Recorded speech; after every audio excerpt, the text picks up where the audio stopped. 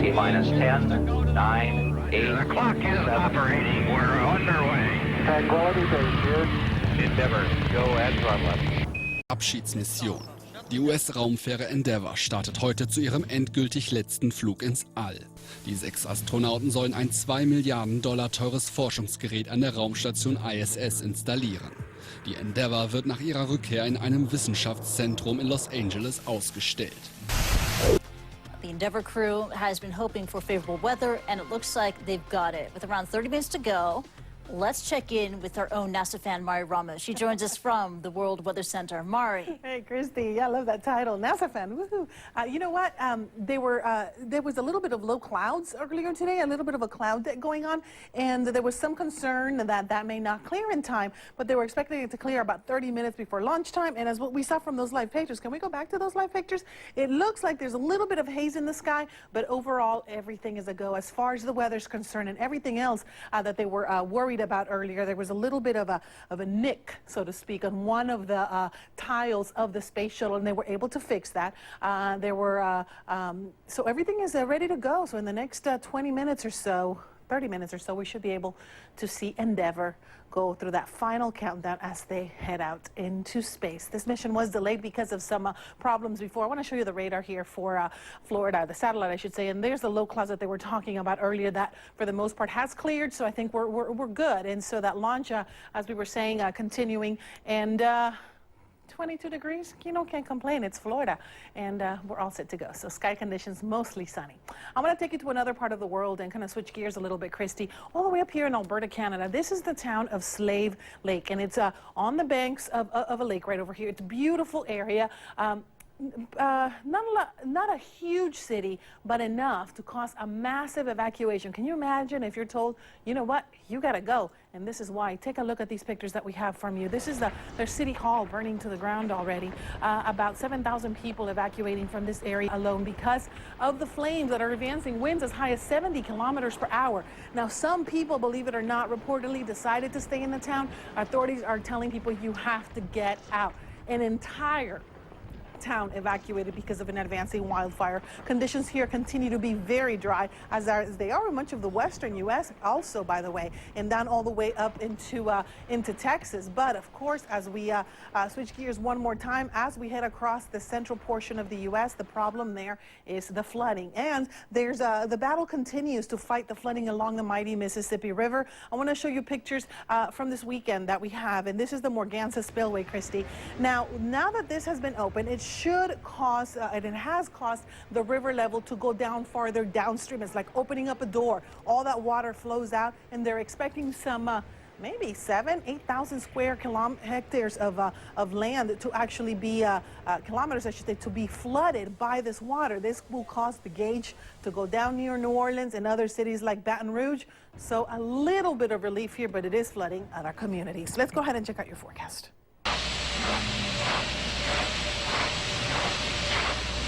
T-minus 31 seconds, and the handoff has occurred. 25. 20. Firing chain is armed. Hot suppression water system is armed. Go for main engine start.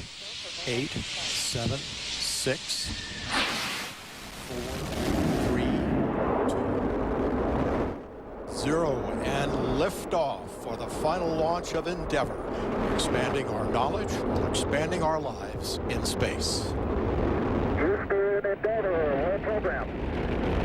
Roger, roll, Endeavour. Houston is now controlling. Endeavour beginning to roll over onto its back. The roll program underway as Endeavour begins the heads down position on course for a 51.6 degree, 136 by 36 statute mile orbit.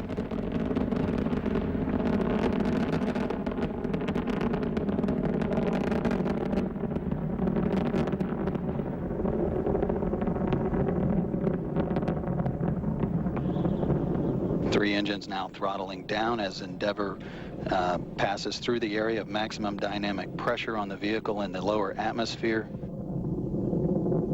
Approaching 1 minute into the flight. Endeavor, go at throttle up. Roger, go at throttle up. Endeavor's three main engines now back at full throttle, all three engines in good shape. Endeavor's already traveling 1,300 miles per hour at an altitude of 11 miles downrange from the Kennedy Space Center, now 12 miles.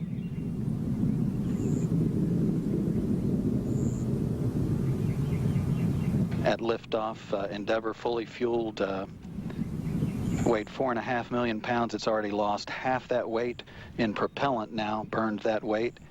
Next event is burnout and separation of the twin solid rocket boosters. That upcoming here shortly at the 2-minute 3-second point. Those boosters are burning 11,000 pounds of fuel per second.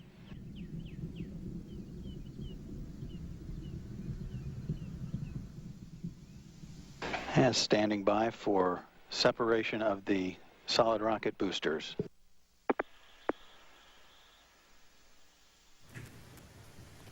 You know, my heart always skips a beat when I watch a shuttle launch, but this one particularly poignant, as U.S. Representative Gabriel Giffords is witnessing this event, and we are all witnessing live the final launch of Space Shuttle Endeavour, the youngest shuttle in the fleet.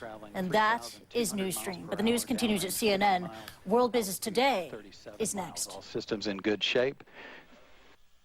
3 good hydraulic systems, auxiliary power units, and 6, 4, 3, 2, 0, and liftoff for the final launch of Endeavour, expanding our knowledge. After several mechanical delays, the Space Shuttle Endeavour is up, and away. But this launch is bittersweet for many reasons. John Zarella reports from the launch pad where he watched Endeavour go up. Endeavour, the newest of the orbiters, might never have been built if not for a terrible accident.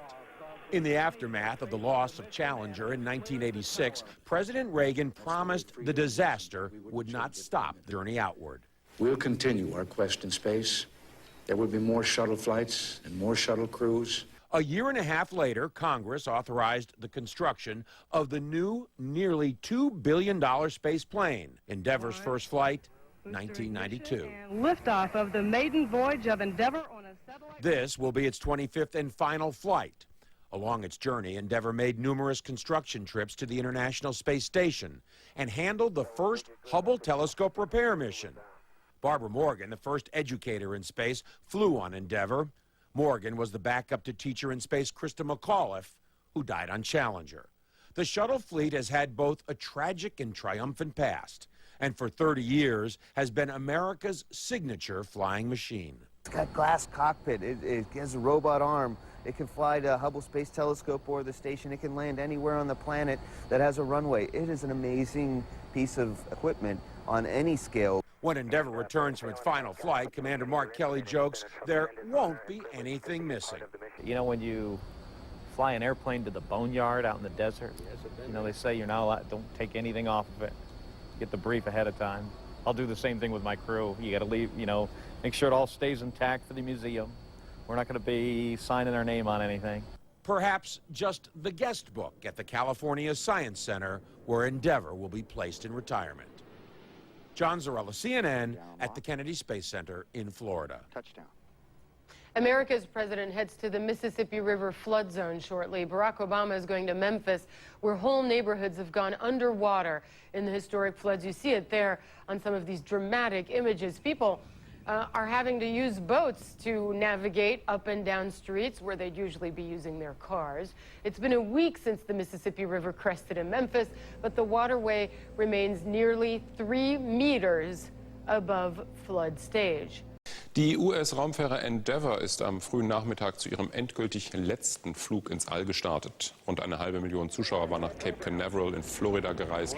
Unter ihnen auch die Kongressabgeordnete Gabriel Giffords, die bei einem Attentat im Januar durch einen Kopfschuss schwer verletzt wurde.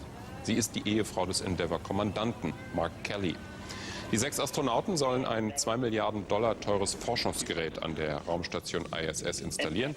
Die Endeavour wird nach ihrer Rückkehr in gut 2 Wochen in einem Wissenschaftszentrum in Los Angeles ausgestellt. Es waren Roboter, die diesen ersten Blick ins Innere von Reaktorblock 1 ermöglichten. Was dort passiert ist, scheint jetzt klarer. Nach den neuen Angaben von TEPCO soll der GAU fast direkt nach dem Erdbeben eingetreten sein. Der Zeitplan: 11. März 14:45 Uhr. Die schweren Erdstöße beschädigen das Atomkraftwerk.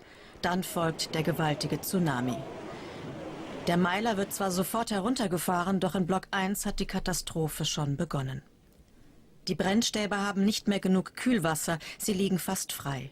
18 Uhr, die Stäbe überhitzen und die Kernschmelze setzt ein. 6:50 Uhr am nächsten Morgen, nur 16 Stunden nach dem Beben, hat sich die Masse durch den Behälter gefressen und der Druck steigt rasant. Wenig später explodiert der gesamte Block 1. Genaue Daten erst jetzt. TEPCO habe bewusst Informationen zurückgehalten, kritisieren Experten.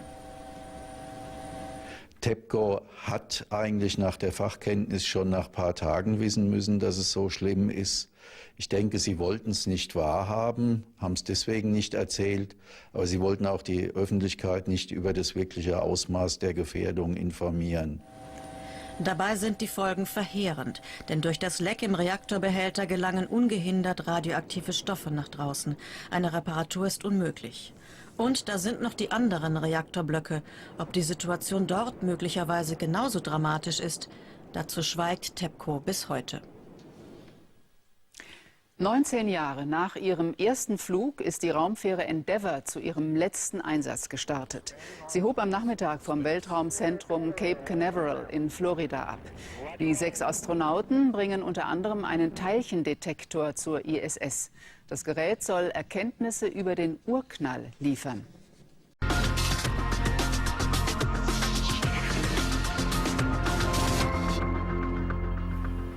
The Queen of England has arrived in Ireland for a historic visit amid a day of security scares. Now, the Irish military defused a bomb found on a bus headed for Dublin. And police say a second suspicious device found outside Dublin Tuesday is a hoax. Queen Elizabeth II is the first British monarch to visit Ireland since it gained independence in 1921. And politically, this could be one of the most significant trips the Queen has ever taken. And as CNN's Vanilla Sweeney reports, it has been a long time in the making. Of all the visits Queen Elizabeth has made during her reign, her trip to Ireland may be the most sensitive, most controversial and historic. It's a visit that couldn't have happened without the 1997 peace deal between Northern Ireland, the Republic of Ireland and the British government, the Good Friday Agreement. Just after the ratification of the Good Friday Agreement, there was an EU meeting, and I was put beside the Queen, obviously, because the event had been achieved.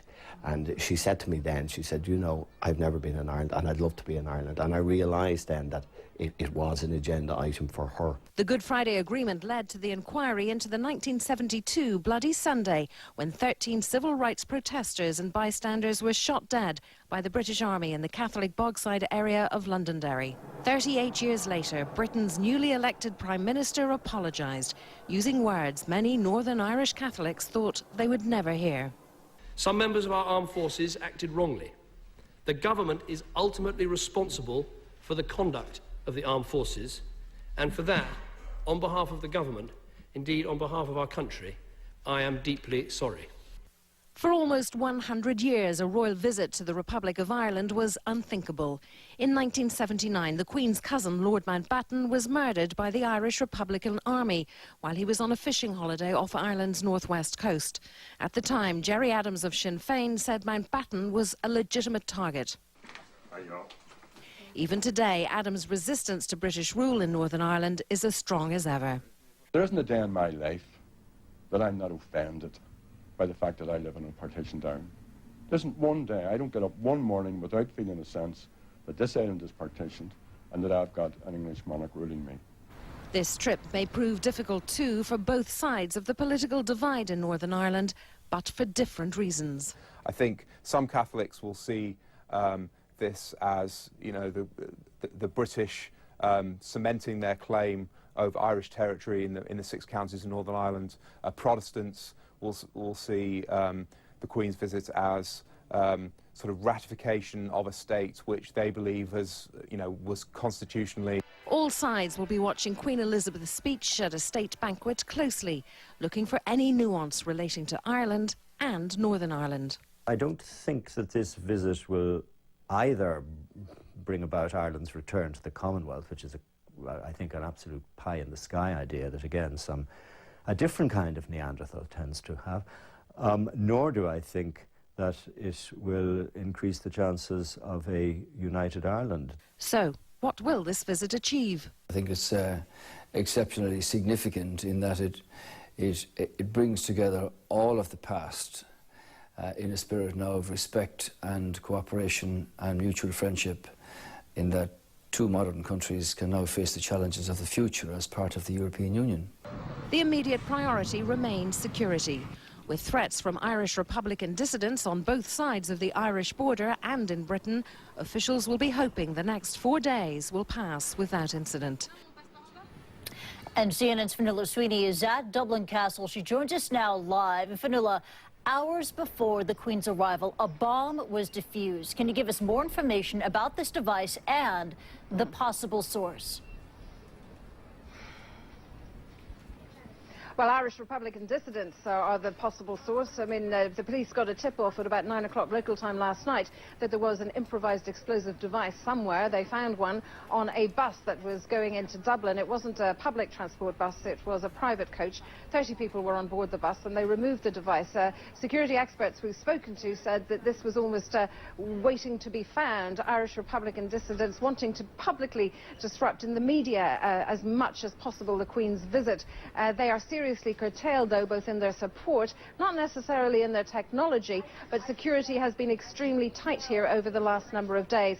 North of the border in Belfast, Christie, there have also been bomb alerts. Retailers in the centre of Belfast being asked to close their shops and businesses, if not to watch out for any suspicious devices, because a shopping centre in the main centre of Belfast already was asked to be closed off earlier in this day. There are also concerns that there might be bomb alerts in parts of Britain today, as these Irish Republican dissidents try to make themselves continuously relevant as part of the debate here. Mainstream Republicanism has moved on in the form of Sinn Féin. They still oppose this visit, but they're signatories to the Good Friday Agreement. They believe that this visit is premature. However, they are still going with it, so to speak. The visit now well and truly underway, and so the security fears for the moment have passed, as the Queen is now inside Áras an Uachtaráin, the Irish President's residence. Christie. Fionnuala, a massive security operation is in place. Can you tell us more about the number of people involved, the cost, and this ring of steel that was set up to secure the Queen? Well, Dublin commuters have been asked not to come into the city centre, to use public transport if they will. The Irish government believes that the disruption to Dubliners over the next few days, and indeed people in and around Cork and other parts of the country that the Queen will be visiting, will be worth paying in terms of the PR payoff and hopefully in tourism and jobs that this country badly needs. Some 10,000 police and army are on the streets. The ring of steel has been in the form of barricades mainly around the main areas that the Queen will be visiting, such as the Garden of Remembrance later today. Those areas have been closed off for some days now. Also, we understand that the motorway she will use to travel to other parts of the country later in the week have also had lanes sealed off. So really the Irish police and army looking at cordoning this area off. Any area the Queen will visit, any street she will be on, there will be no walkabouts. She won't even be allowed to see people waving at her, because people won't be allowed to go onto those streets that she'll be travelling along. And even the streets adjoining those main streets will be cordoned off to people. So this is really very short in terms of any security possibilities, possible breaches that there may be. They're really not opening the door to any possibility that could lend itself to any attack whatsoever. Okay, Fionnuala Sweeney joining us live there from Dublin. Thank you. That Donald Trump has dumped plans to run for president. And David Letterman, he won a wager on the announcement. Jeannie Mose has more. It was breaking news worthy of animated hair. We heard it on TV. Breaking news right now on News Nation. I will not be running for president as much as I'd like to. And he fired himself. Fired up ourselves, we ran outside to spread the news like a town crier. Donald Trump is definitely not running for president. Hooray. Donald Trump is not running for... Thank God. Thank God. Did you hear the big news? No, what? Donald Trump is not running. Oh, high five. Excellent. I'm not allowed to. Folks could be a little more serious about it. After all, the Donald was... Well, this is very serious. I am seriously thinking about it. I am seriously considering it. I've never taken it seriously like this. I think you will be surprised at what my announcement is. Donald Trump is not running. Oh, surprise, surprise. Surprise, surprise. Trump's decision is seriously bad news for the country's comedians. This is a great time for this nation's greatest man, me. Donald Trump has been saying that he will run for president as a Republican, which is surprising since I just assumed he was running as a joke. Trump as a running gag is over. How do you think he came out of this looking? Silly. Ridiculous. Arrogant. He made a fool of himself, and I kind of like him. I don't know when Bill Maher went on Letterman, why are we listening to this curiosity from the 80s? The two disagreed on whether Trump was serious. But he is really running, Dave. Yes, no, he's not really running. No, he's absolutely not running. They even bet on it. Let's wager a week's pay. Mine against yours. Now that probably wasn't serious. Did you have a favorite high point or low point of the Trump non-campaign campaign? I just turned him off whenever I put him on mute.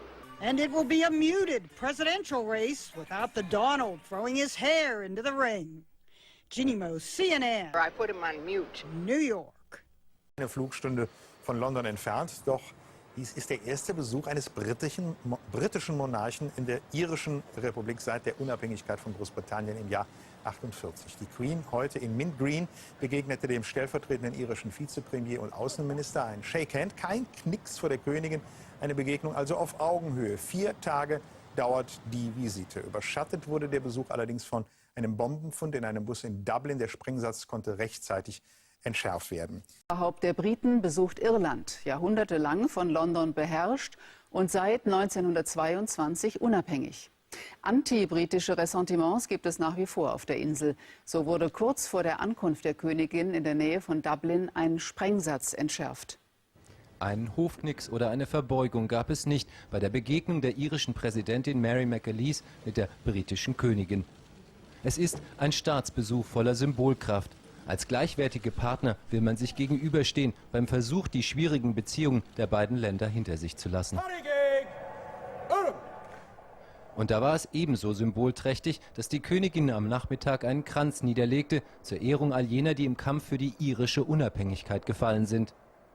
Über 8 Jahrhunderte fühlten sich die Iren unterdrückt von der britischen Kolonialmacht.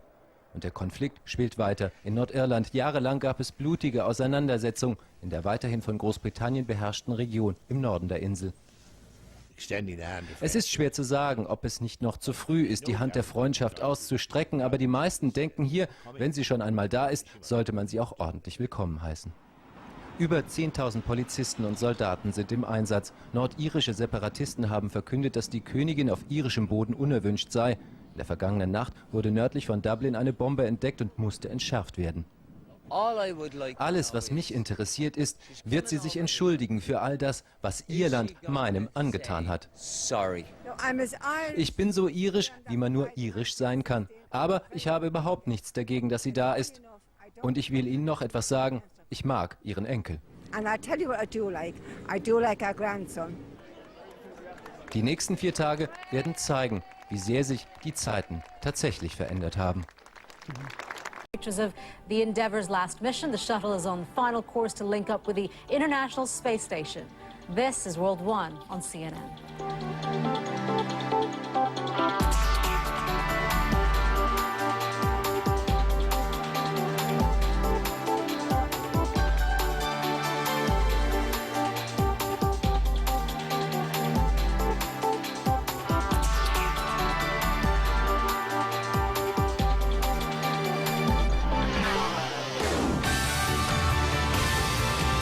Britain still, and so it was natural that Irish servicemen fought in the trenches, fought in the ghastly war. But the Second World War was something different, and that was a cause of great political controversy. Well, let's just pause there as we've seen the Queen emerging from her Range Rover. You can probably hear the helicopters very close overhead to keep this particular place secure. And as we've been saying, people from north and south have gathered here today to the memory of the 50,000 or so Irish soldiers who died between 1914 and 18 in the Great War, and also those who died in the South. We've really got a morning's work done right here. For people who fought for Britain in that war. Some were genuinely moved. A man like Tom Kettle, an Irish Home Rule MP, who believed passionately in Irish Home Rule, but was moved by the plight of Belgium, of small nations. Others went and fought because they believed it would bring North and South closer together. John Redmond, the great Home Rule leader, told people that if we go and fight and show our loyalty to the Crown, then the Protestants of Ulster will trust us with Home Rule.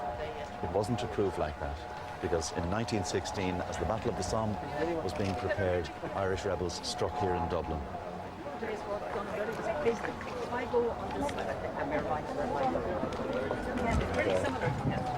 As the Queen makes her way up to the memorial garden, let me bring in Shane Coleman now, news presenter here. Welcome, thank you very much indeed for being with us. And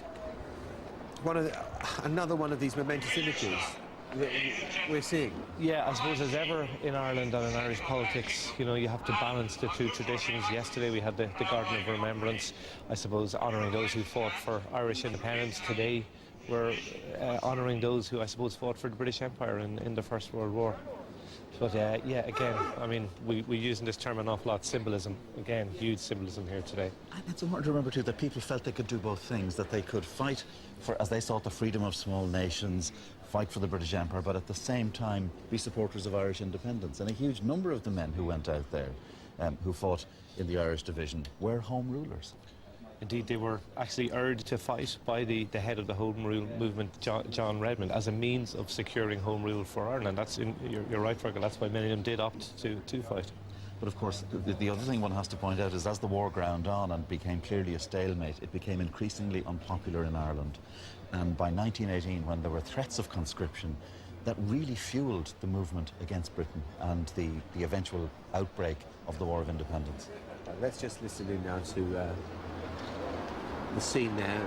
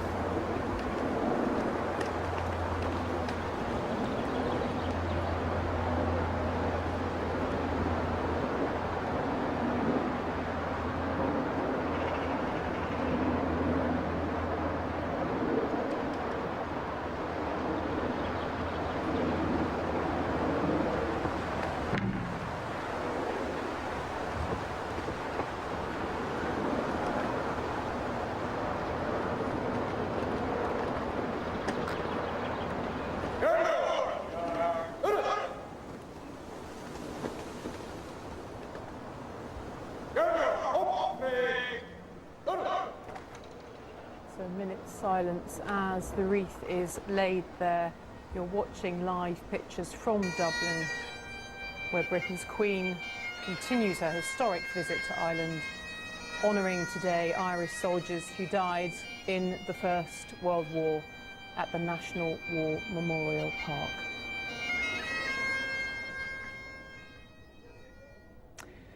Well, there will be much more on the second day of the Queen's visit to Ireland. That'll be on our website, including a look at the history behind the Queen's visit to Croke Park, the stadium where 14 people were killed by British forces in 1920.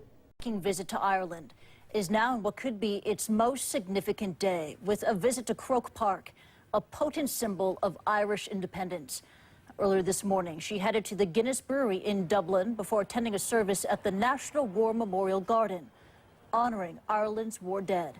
And later today, the Queen visits Croke Park Stadium, where in 1920, British troops opened fire on a crowd watching a football match. 14 people were killed. Now, CNN's Fionnuala Sweeney has been following this historic visit. She joins us now live from Dublin. Fionnuala, tell us more about the significance of Croke Park on the Queen's itinerary. Well, you've alluded to it, Christy, there by talking about what happened at the height of the Civil War when 14 people watching a Gaelic football game were killed by British forces. This was in retaliation for the murders of 14 British intelligence officers earlier in the day. But really, Gaelic football and the Croke Park is the home to all kinds of Gaelic games, but it's very closely identified with republicanism and nationalism and the Irish language. So by going there, really, the Queen, again, making more of this healing visit where she wants to try and bridge the gaps between Ireland and Britain and put away, as David Cameron referred to it, the closing of a chapter and the opening of a new one. She'll also be going to Dublin Castle later this evening, which is behind me, and she'll be making a speech at a state dinner at which David Cameron will also be in attendance. And so really this visit proceeding according to plan. There was a meeting earlier in the day with the Irish Prime Minister, the newly elected Irish Prime Minister, Enda Kenny, but both sides really wanting to be seen here to put the relationship between Britain and Ireland on a new and firmer footing, not only because both sides feel it's time to put the past behind them, but also because of the economic difficulties and relationships with Europe and the huge trade that goes on between the two countries to try and establish this on a new footing. Now, this is the second day of a 4-day visit. How has the royal visit proceeded so far? Have there been any protests? Well, there were pockets of protests yesterday, and we understand there will be some pockets of protests throughout this visit, but it's very hard to gauge how much support there is from the Irish people for the Queen, because the roads are being blocked off. Everywhere she travels is heavily fortified with barricades and security forces, some 10,000 police and army on duty throughout this visit, and indeed the visit of President Obama. But there seems to be a benign acceptance, at the very least, that Queen Elizabeth is here and that perhaps it's time to move on. For some people, though, particularly of a certain generation who might remember their parents and their parents' role in the Civil War, along which party politics today, to this day, are still decided, will find this visit hard to deal with. But it's hoped by both sides here, both governments, that once this visit is over, that there will be a huge sigh of relief, and then there will be a continuing further normalization of relations. All right, Fionnuala Sweeney joining us live from Dublin. Thank you. Maybe you're just a space fan, right? Well, there's an astronaut on board Endeavour that wants you to make your move. You can go ahead and check him out on this page that you see here behind me of the United States Chess Federation. And basically, what astronaut Greg Chamitoff did is he made the first move, and now he's challenging Earthlings like you and I to make the next move. He allowed the honor of chess from space to a group of students that are in a championship here in the U.S., but they made their move, and move 3, you can read it right here on their space page on Facebook, let's say, was C4, and they have a Queen's Gambit. Vote on Earth's reply now, and there's the address right there. Pretty cool stuff. And Endeavour, by the way, expected to dock with the ISS, and probably in the next few minutes or so. You can catch that on CNN.com. Christy, back to you. Oh, thank you for the heads up on that. And I love this story. I mean, Earth versus space, chess throwdown. I mean, there's so many levels of geekdom in that. We gotta love it. And it's a story with Mari written all over it. Mari, thank you very much indeed. Mari Ramos there. Last time, now 2 days after we brought you the launch live here on Newsstream. Now it seems the shuttle crew, they were eager to see the ISS astronauts, and the crews opened the hatches about an hour ahead of schedule. Endeavour has brought a pricey piece of equipment to the ISS, a $1.5 billion particle physics detector. And the shuttle's 16-day mission will include 4 spacewalks, the final one scheduled by shuttle crew members. Live-Bilder aus Irland, denn dort ist Queen Elizabeth II., die Königin von Großbritannien, zu Besuch. Ein historischer Staatsbesuch in Irland. Und in diesem Moment sehen Sie sie, die etwas kleinere Dame vorne rechts im Bild. Wir sehen sie nur leider von hinten mit ihrem Kostüm und dem Hut. Sie ist gerade zu Gast im Sportstadion Croke Park. Das steht nämlich auf dem Programm. Und da ist sie in der Umkleidekabine mit ein paar Sportlern. Zu der Geschichte von Croke Park. Es ist das berühmte Dubliner Stadion des gälischen Sportverbandes für sämtliche irische Sportarten, also Football und Hurling und etwas, das nennt sich Camogie. Und im Jahr 1920 ließ das britische Militär während eines Fußballspiels Panzer in diesem Stadion auffahren und in die unbewaffnete Menge schießen. Das war ein Terrorakt, der war Teil der brutalen Gewalt, mit der England auf die Unabhängigkeitsbestrebungen Irlands reagierte. Und das erklärt auch, warum die Queen während ihres historischen Staatsbesuchs genau dort ist. Denn sie ist die erste Monarchin, die seit 100 Jahren dieses Land besucht. Und es ist auch ein symbolischer Besuch. Und mir zugeschaltet ist unser London-Korrespondent Uli Klose. Uli, was macht denn diesen Besuch der Queen, der gestern begonnen hat und bis Freitag noch andauert, so wichtig für die Iren? Also man muss schon mal sagen, bisher ist diese Reise der Queen auf dem politischen Minenfeld Irland insgesamt ein großer Erfolg. So beurteilen das sowohl die britischen wie auch die irischen Zeitungen. Aber es mutet teilweise etwas bizarr an, dass die Queen auf ihrer 4-tägigen Reise genau die Orte besucht, die in der Geschichte der beiden Staaten Irland und Großbritannien zu den blutigen Auseinandersetzungen geführt haben, wie zur Stunde zum Beispiel Croke Park. Sie haben es gerade gesagt, das mit der Anwesenheit der Königin geehrt oder, wie einige jetzt schon kritisieren, befleckt wird. Denn 1920 schossen ja britische Hilfspolizisten während eines Fußballspiels dort in die Menge und töteten 14 Menschen. Es war der erste von mehreren Bloody Sundays in Irland. Dass die Queen an diesen heiligen Orten, wie ja auch schon gestern, der irischen Republikaner geht, wird von einigen als Affront verstanden. Gerade ältere Iren tun sich schwer, nun an solchen Orten die einzige Symbolfigur der Unterdrückung zu erleben. Und Gerry Adams, der Chef der katholischen Sinn Féin-Partei, hat diese Besuchsgeste der Queen bereits als verfrüht und taktlos bezeichnet. Trotzdem, eines darf nicht übersehen werden. Aktuelle Umfragen sagen, dass 80% der Iren die Queen willkommen heißen. Gerade junge Menschen verstehen den Besuch als Signal der Versöhnung. Enttäuscht sind viele allerdings, dass die Queen nicht aus allernächster Nähe mit ihren Augen zu betrachten ist, weil sie überall aus Sicherheitsgründen von der Öffentlichkeit abgeschirmt, also ferngehalten wird. Normalerweise erleben ja die Briten die Königin in Großbritannien oder auch bei Auslandsauftritten immer mitten in Menschenmengen. Aber das ist diesmal nicht der Fall, das ist diesmal zu gefährlich. Ganz herzlichen Dank für diese Impressionen aus Irland von unserem London-Korrespondenten Uli Klose. Und immerhin haben wir die Queen ja ein paar Minuten von hinten sehen dürfen. A historic 4-day trip to Ireland. Queen Elizabeth making another symbolic and significant stop this hour. She is there at Croke Park. This is again, these are again scenes that will be hugely emotional and sensitive to many there in the Republic of Ireland. Earlier in the day, she visited the famed Guinness Brewery. I want to bring in Fionnuala Sweeney. She joins us now from Dublin to tell us more about these scenes that we're seeing now and really the significance of this stop. Fionnuala? Well, the significance of coming to Croke Park is that it is the bastion not only really of Gaelic sport, Aisha, but really seen as a symbol of nationalism stroke republicanism in this Irish Republic.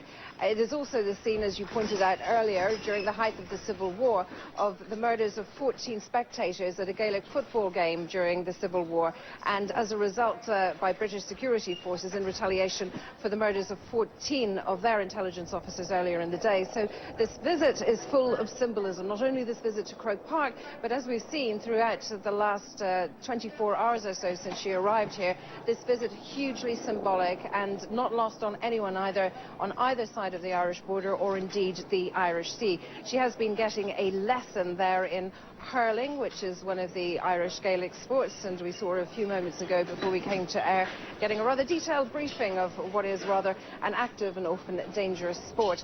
But let's turn now to my guest, who is the Reverend Alan Harper. He is Archbishop of Armagh and the Church of Ireland Primate of all Ireland. Thank you very much for joining us. Pleasure. What does this visit mean to you? The whole visit is immensely significant, not just for me, but for, I think, every member of the Church of Ireland, and certainly many beyond the Church of Ireland. It's about another phenomenally big step on the road towards building a reconciled society. It's about restoring relationships across a piece of water that has symbolized separation.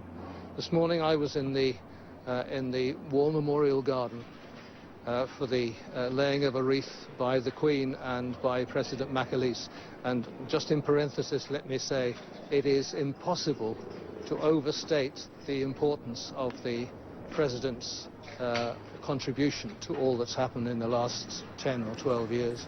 But I was there this morning, and not only was it a moving and historic occasion, it also was a symbol of what's happened in this island over the last little while.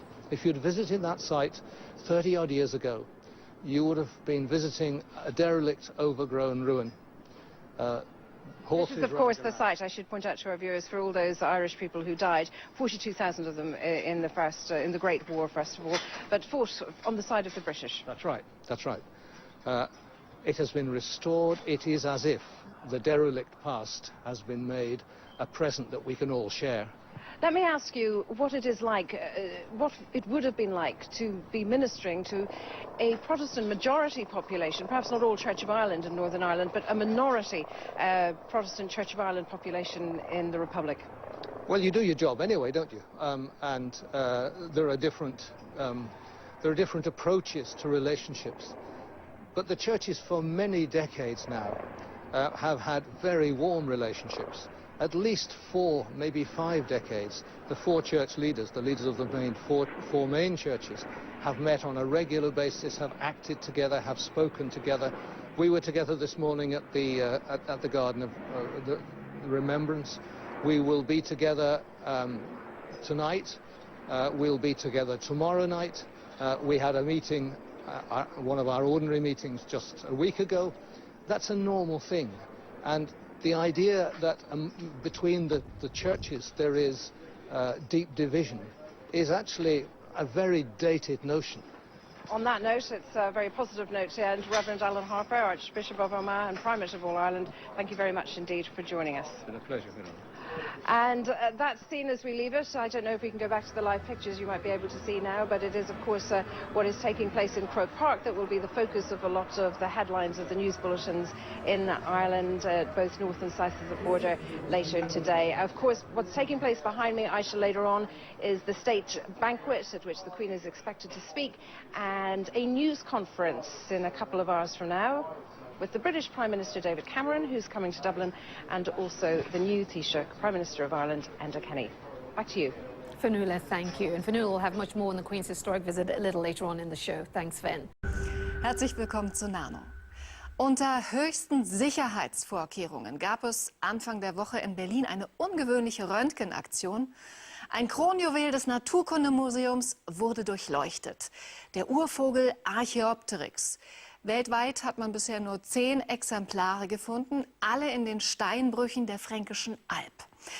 Dort war vor 150 Millionen Jahren noch ein Meer und an der Fundstelle eine seichte Lagune, in die nur gelegentlich frisches Meerwasser eindrang. Das verdunstete aufgrund des heißen und trockenen Klimas und so war der Salzgehalt in der Lagune sehr hoch. Und wenn ein Tier in diese Salzlake geriet, wurde es dort hervorragend konserviert. So auch unser Archaeopteryx, der arme Vogel. Oder war es gar kein Vogel, sondern ein Saurier? Die Wissenschaft hat bis heute keine Antwort darauf. Das Panzerglas öffnet sich nur im Ausnahmefall. wenn die Menschheit etwas Wichtiges mit dem Urvogel vorhat. Das Berliner Exemplar, kaum größer als ein Täubchen, gilt als wertvollstes Fossil der Welt. Seine Geheimnisse verbirgt es in einer Steinplatte. Jetzt wollen Forscher das Rätsel des 150 Millionen Jahre alten Archaeopteryx entschlüsseln. Strengstens bewacht verlässt der Urvogel für einen Tag seinen Platz im Berliner Museum für Naturkunde. Das eigentliche Risiko ist der Transport. Das heißt, das Objekt ist ja nun mal besteht aus einer relativ dünnen Sedimentplatte und durch Erschütterungen können natürlich Risse entstehen. Oder gar bei einer größeren Erschütterung kann es ganz brechen. Verpackungskünstler sind am Werk, um das Transportrisiko so gering wie möglich zu halten. Die Aktion ist beispiellos. Weltweit zum ersten Mal wollen Paläontologen einen Urvogel durchleuchten lassen. Der Transportbus wurde erschütterungsarm präpariert. Eskortiert vom Wachschutz geht der Urvogel auf kurze Reise durch den Berliner Stadtverkehr. Jetzt bloß kein Unfall. Zielort: Berlin-Friedrichsfelde, Leibniz-Institut für Zoo- und Wildtierforschung. Die Fachwelt ist in Aufregung. Unser Forschungsinteresse an diesem Stück ist natürlich, den Urvogel in seiner Gesamtheit zu erfassen. Was man bis jetzt sehen konnte, war nur ein zweidimensionales Bild von eben einer Seite der Knochen. Jetzt hoffen wir, dass wir wirklich das ganze Tier von allen Seiten betrachten können und dann eben ein Skelett auch daraus rekonstruieren können, was in seiner Vollständigkeit erfasst werden kann. Sowohl mit den Sachen, die man von außen sieht, also mit dem Knochenäußeren, als auch mit dem Inneren der Knochen. Im Computertomographen soll dieses Vorhaben gelingen. Möglich, dass Metalle im Inneren die Bilder stören können. Mehrmals wird das Tier von allen Seiten gescannt, mit Erfolg. Die ersten Strukturen im Inneren des Steins werden deutlich erkennbar. Dieser Doppelte ist Unterarmknochen, also Elle und Speiche. Und ist bei Vögeln ein ganz wichtiger Knochen, weil der praktisch mit der Mittelhand schon verwachsen ist. Beim Archaeopteryx noch nicht so ganz, aber man sieht hier, dass die Speiche auch schon sehr klein ist und auch so ein kleiner Stift ist. Die eigentliche Arbeit beginnt nach dem Scan mit der Auswertung der Daten. Die Forscher erhoffen sich neue Antworten auf die Frage, welche Schlüsselposition in der Evolution der Urvogel zwischen Sauriern und Vögeln wirklich eingenommen hat. Was also immer noch sehr viel diskutiert wird, ist natürlich, ob er aktiv fliegen konnte oder nur gleitfliegen konnte und eben wie dieser Flug dann geschah, also vom Boden hochstartend oder eben aus dem Baum heraus sich schwingend. Und das ist natürlich eine Sache, die man jetzt auf die Schnelle auch mit diesen Daten nicht lösen kann. Aber wir haben jetzt die Möglichkeit, wenn wir wirklich dreidimensionale Knochen daraus gewinnen können, dass wir die in andere Computermodelle wieder einbringen können, dass wir die Muskeln modellieren können, dass wir gucken können, wie kann der Knochen belastet werden, welche Kräfte können auf den Knochen wirken, ohne dass er kaputt geht, um dann eben ein Modell auch über die Flugfähigkeit da wieder zu entwickeln. Der Urvogel selbst kommt schnellstens wieder zurück an seinen angestammten Platz zwischen den Sauriern im Museum für Naturkunde. Als hätte es nie einen Ausflug gegeben. Beim offiziellen Staatsbankett im Dubliner Schloss sprach die Queen am Abend den Opfern des jahrhundertelangen blutigen Konflikts zwischen beiden Staaten ihr Mitgefühl aus. Etwa 150 republikanische Demonstranten zettelten währenddessen vor dem Schloss Rangeleien mit der Polizei an. Es gab mehrere Festnahmen. Speaking at a state banquet in Dublin Castle, she spoke of the heartache and the loss experienced by both countries. The remarks were much closer to an expression of regret for some British actions than many had expected. Here's Mark Simpson.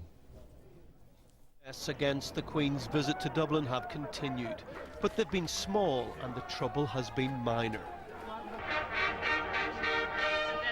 The visit last night delivered a major moment in British-Irish history. Watch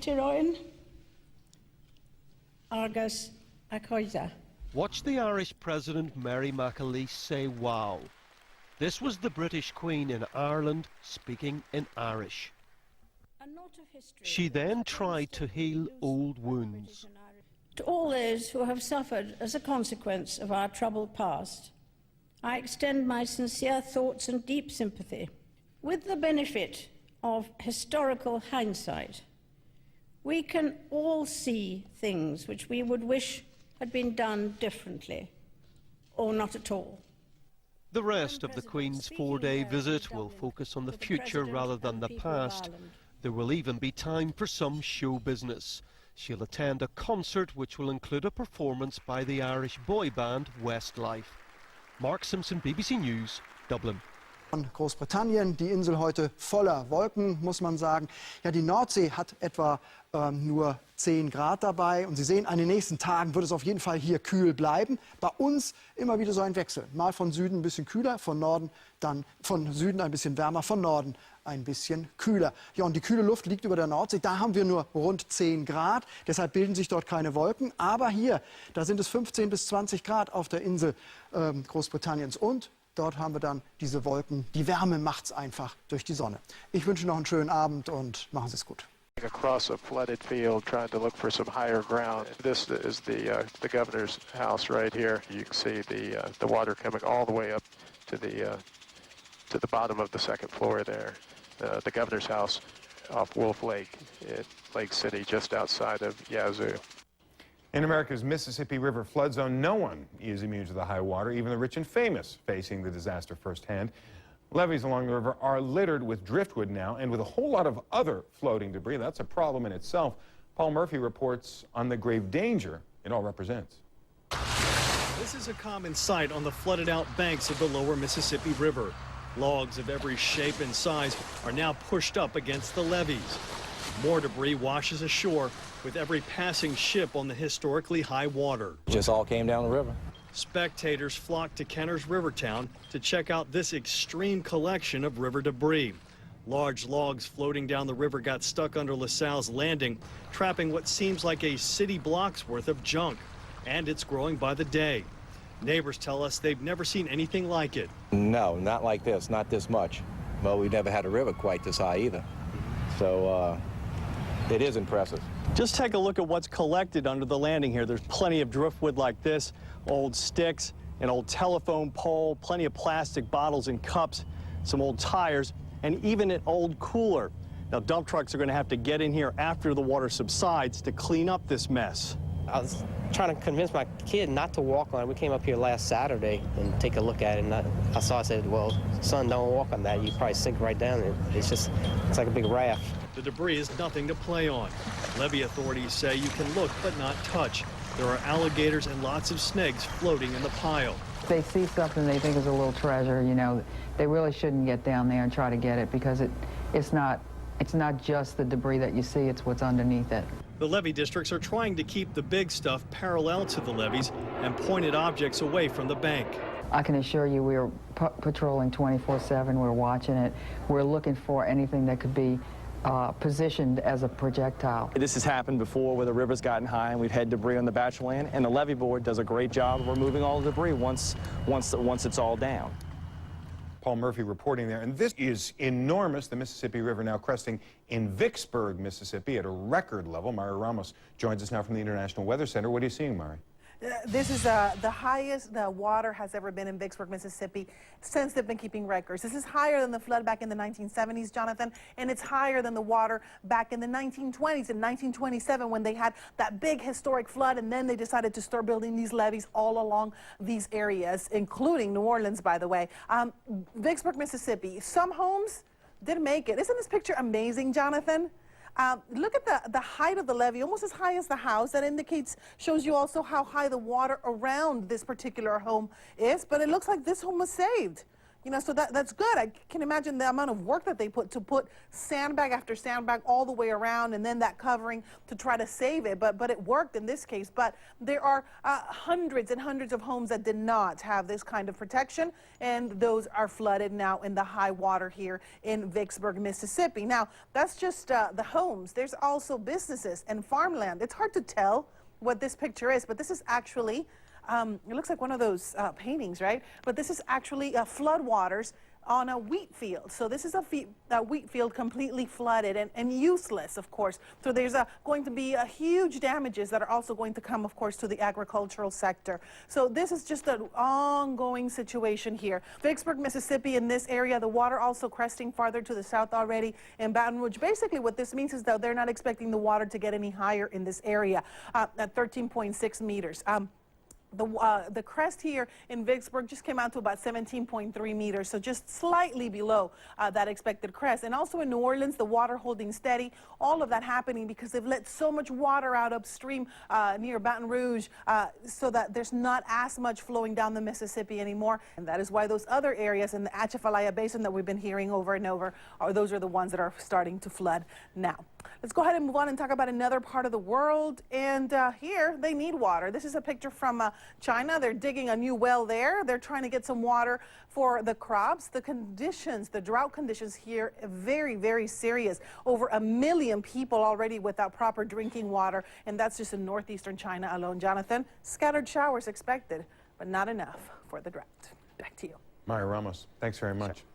On Wednesday, we told you about a particular religious community which is convinced that the end of the world is near. It starts Saturday, in fact. The idea may sound downright kooky to most of us, but don't try telling that to the true believers. Jeannie Most talked to some of them in New York. I hate to be judgmental, but when you keep seeing Judgment Day this Saturday, the end of the world is almost here. It doesn't improve the daily commute. Here's what's supposed to happen around 6 p.m. Eastern Time Saturday. The largest earthquake the world has ever seen. There's not going to be any banks, there's buildings will collapse. It's going to be quite awful. Like the disaster movie 2012, arriving early.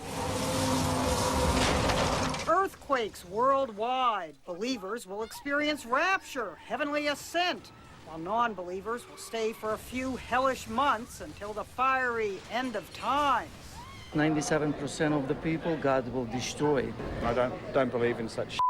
The generally low-key and polite folks who believe this need tough skin as they hand out their leaflets. Yeah, right. It's all over. It's all over. See you this time next year. And you're convinced, you're absolutely convinced. Yes, because the Bible guarantees it.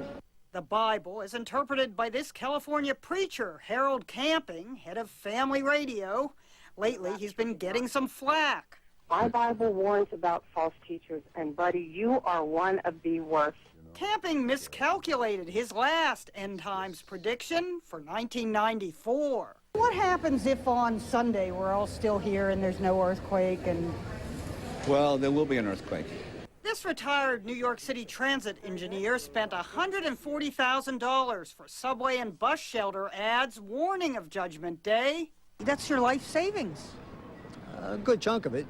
On Saturday, where will Robert Fitzpatrick be? As of now, I'm planning to be in Times Square. With media tagging along, expecting to see him with egg on his face or in rapture. And if those in heaven need someone to take care of the pets they leave behind, you can arrange with services like After the Rapture Pet Care and Eternal Earthbound Pets to have non-Christians take care of your animals. One non-believer wants to celebrate We're Still Here Day on the 22nd. For some of us, the 21st is problematic. But this is my birthday. To put this on me is just weird. So if my birthday is on the 21st, what do you recommend I do? Pray. And maybe celebrate early. Happy Doomsday, dear Jeannie. Happy Doomsday to you. Jeannie Mo, CNN. Hey! New York. Woher kommen wir? Warum gibt es uns? Warum ist unsere Welt eigentlich entstanden? All diese Fragen stellen sich die Menschen immer wieder. Und dabei spielt der Ursprung unseres Universums eine zentrale Rolle. In der modernen Physik ist unser Weltall durch den Urknall entstanden.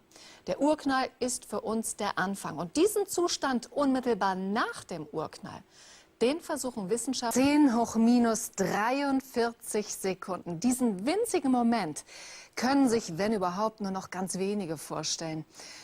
Je mehr wir uns in der Zeitskala dem Urknall nähern, desto mehr entfernen wir uns von unserer Welt, in der wir noch begreifen. Aber wahrscheinlich ist unsere Welt viel zu eng und zu beschränkt, um Begriffe wie Ewigkeit und Unendlichkeit erfassen zu können. Da steht auch die moderne Physik vor einer Grenze, zum Beispiel bei einer Frage, die Sie sich vielleicht auch schon gestellt haben: Was war vor dem Urknall? Aber vielleicht lässt sich diese Frage ja gar nicht beantworten. Antwort auf die Frage nach der Unendlichkeit und dem Anfang wird es vielleicht nie geben. Aber das ist ja auch gerade das Spannende, wenn wir immer wieder an die Grenzen unseres Wissens stoßen. In Kalifornien ist ein Tankflugzeug in Flammen aufgegangen. Die Militärmaschine kam bereits beim Start von der Piste ab. Die Boeing 707 geriet auf der Startbahn ins Schleudern und rutschte nach wenigen 100 Metern ins Gras. Dort zerbrach sie und geriet sofort in Brand. Warum es zu dem Unglück kam, ist noch unklar. Die 3 Besatzungsmitglieder kamen mit leichten Verletzungen davon. President Obama's speech was idealistic about political change in Egypt and Tunisia. But he was realistic about the big challenges for negotiating peace between Israel and the Palestinians. The international community is tired of an endless process that never produces an outcome. The US president said one of those challenges was the unity agreement signed between the 2 main Palestinian parties, Fatah and Hamas. Israel considers Hamas a terrorist organization. Hamas doesn't even recognize that Israel exists. In particular, the recent announcement of an agreement between Fatah and Hamas raises profound and legitimate questions for Israel. How can one negotiate with a party that has shown itself unwilling to recognize your right to exist? And in the weeks and months to come, Palestinian leaders will have to provide a credible answer to that question. Working out what a future Palestinian state might look like will be the first challenge when or if the 2 sides sit down. President Obama says it should be based on borders from before the 1967 war, with some land exchanges. It would be a sovereign, demilitarized zone, and it would crucially share a border with Jordan. That's likely to be one of the main sticking points for Israel. It sees its military presence on the border with Jordan as key for its security. The Israeli Prime Minister Benjamin Netanyahu has now arrived in Washington. He'll sit down face-to-face with President Obama later today. The talks here between President Obama and Prime Minister Netanyahu will be difficult to say the least. President Obama's blueprint for what a future Palestinian state might look like has already angered some in Washington and many in Israel. Presidents Carter, Clinton and George W. Bush all ultimately failed before him. But President Obama believes mapping out a future Palestinian state is the first step on a very difficult road towards peace. Tom Burridge, BBC News in Washington. Die Bilder des 11. September. Sie gelten als die Ikonen des Terrors. Der Westen, überwältigt von deren Gewalt, von der Ästhetik des Schreckens, redet mehr vom Krieg der Bilder als von Krieg. Irgendwann, nach der 1000. Wiederholung, vergisst er, um was es hier geht. Um Massenmord. Die Ästhetisierung des Ereignisses geht so weit, dass es zur Kunst erklärt wird. Als erster sagt der Komponist Karl-Heinz Stockhausen, es sei natürlich das größte Kunstwerk, was es überhaupt gibt, für den ganzen Kosmos. Dann meint der Kunsttheoretiker Boris Greuß, mit allerlei Theoriegirlanden verziert, Osama bin Laden sei ein Videokünstler. Und kürzlich fantasiert Anselm Kiefer, die Bilder des 11. September erfüllten alle Merkmale von Kunst. Schönheit, Vieldeutigkeit, sogar die Interaktion mit dem Betrachter. Und es sei Osama in erster Linie auf diese Bilder angekommen. Mord ist Kunst, wenn das Bild dazu schön genug ist. Solches Geplapper muss bloß ein paar tausend Tote ausblenden. Die Attentäter selbst verfolgen eine ganz andere, innere Logik vom edlen Kampf und edlen Tod. Und auch hier geht es um Kunst, um die Kunst des Todes. Ihr Ausgangspunkt ist der Koran. Sie sollen kämpfen in Allahs Weg und töten und getötet werden. Diese Urstelle des Dschihad, der den Eingang ins Paradies als Märtyrer garantiert, hat die Muslimbruderschaft zu einer Gesellschaftstheorie ausformuliert, der Kunst des Todes, die später in die Terrortheorie von Al-Qaida einging, geschrieben 1938 von ihrem Gründer Hassan al-Banna. Mit der Formulierung die Kunst des Todes umschreibt Hassan al-Banna einen Slogan, den wir heute kennen unter der Parole „Ihr liebt das Leben, wir lieben den Tod“. Es geht also nicht nur um ein gutes Sterben, es geht darum, dass eine Art Sehnsucht zum Tode erzeugt werden soll, um in einem Dschihad den Märtyrertod anzustreben. Derjenige Nation, welche die Kunst des Todes perfektioniert und die weiß, wie man edel stirbt, gibt Gott ein stolzes Leben auf dieser Welt und ewige Gunst in dem Leben, das noch kommt. Nichts hat uns mehr erniedrigt als die Liebe zum weltlichen Leben und der Hass auf den Tod. Bereite dich also auf eine große Tat vor. Sei erpicht zu sterben, so wird dir gewährt sein zu leben. Strebe nach einem edlen Tod und du wirst vollständiges Glück erlangen. Es geht also um die Tat. Die Sehnsucht, ein Märtyrer zu werden, produziert nebenbei ständig neue Bilder, die dem Feind als Warnung und den Terroristen als Ansporn gelten. Und Osama, der spirituelle Führer dieses Todeskultes, zeigte sich gerne als der demütige, heilige Krieger in den Spuren Mohammeds. Eine Selbstinszenierung, die durch die in Abbottabad gefundenen Videos endgültig zerstört ist. Osama zu Hause betrachtet sich selbst und gelegentlich auch westliche Pornografie. Nun sind die USA ganz im medialen Vorteil.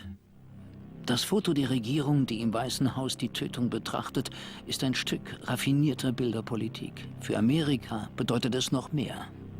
Amerika fühlt sich im Sinne des Body Politic als ein verwundeter Gemeinschaftskörper.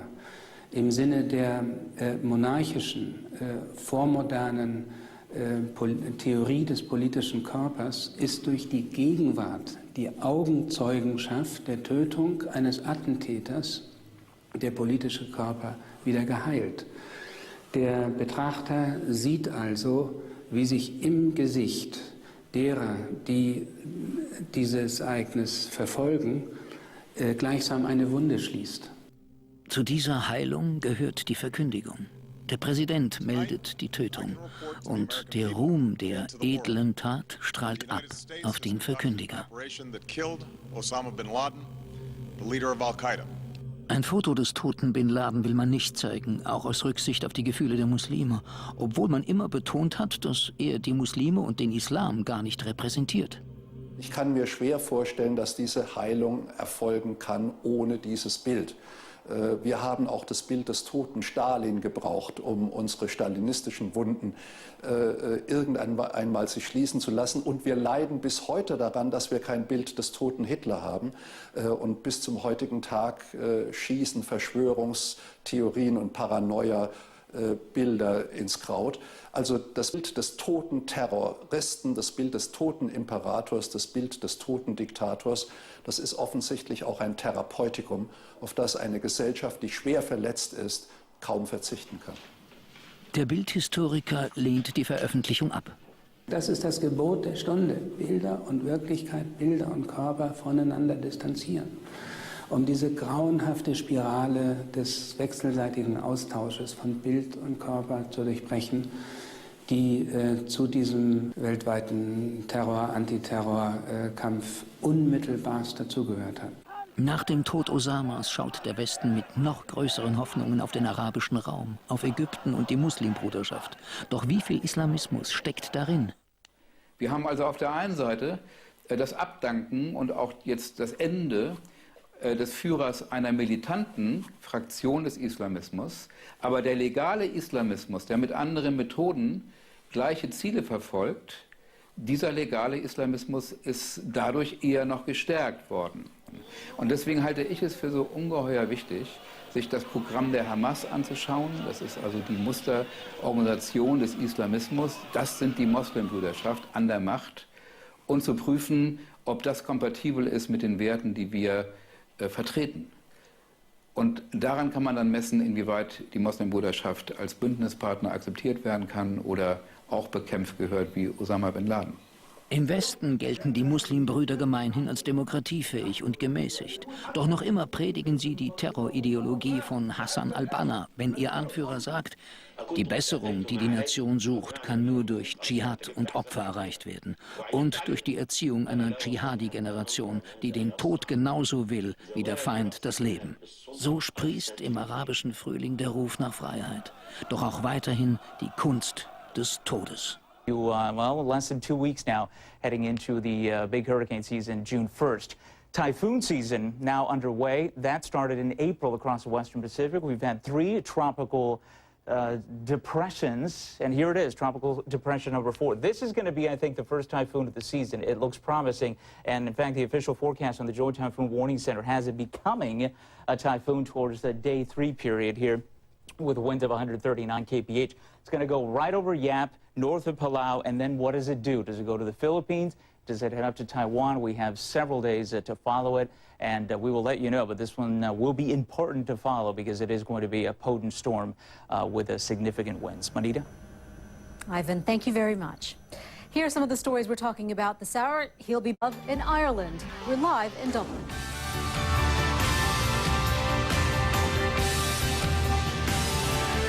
CNN's Fionnuala Sweeney joins us now live from Dublin with a look at what's in store for the royal party's last day in Ireland. But more on that, Fionnuala, more about the trip as a whole and the kind of, I guess, emotions and tone it is leaving behind. Well, I think the Queen can leave the Republic of Ireland later today secure in the knowledge that she has cemented, at least on the diplomatic and political level, the relationship between Britain and Ireland, and I think has made some serious inroads into, if not the hearts, well, certainly the minds of the Irish people. As you pointed out there, she received the loudest cheer of the night when she went on stage last night after a performance in her honour of all things Irish. You're looking now at live pictures of Cashel in County Tipperary, the Rock of Cashel to be specific, and that is where the Queen is expected shortly.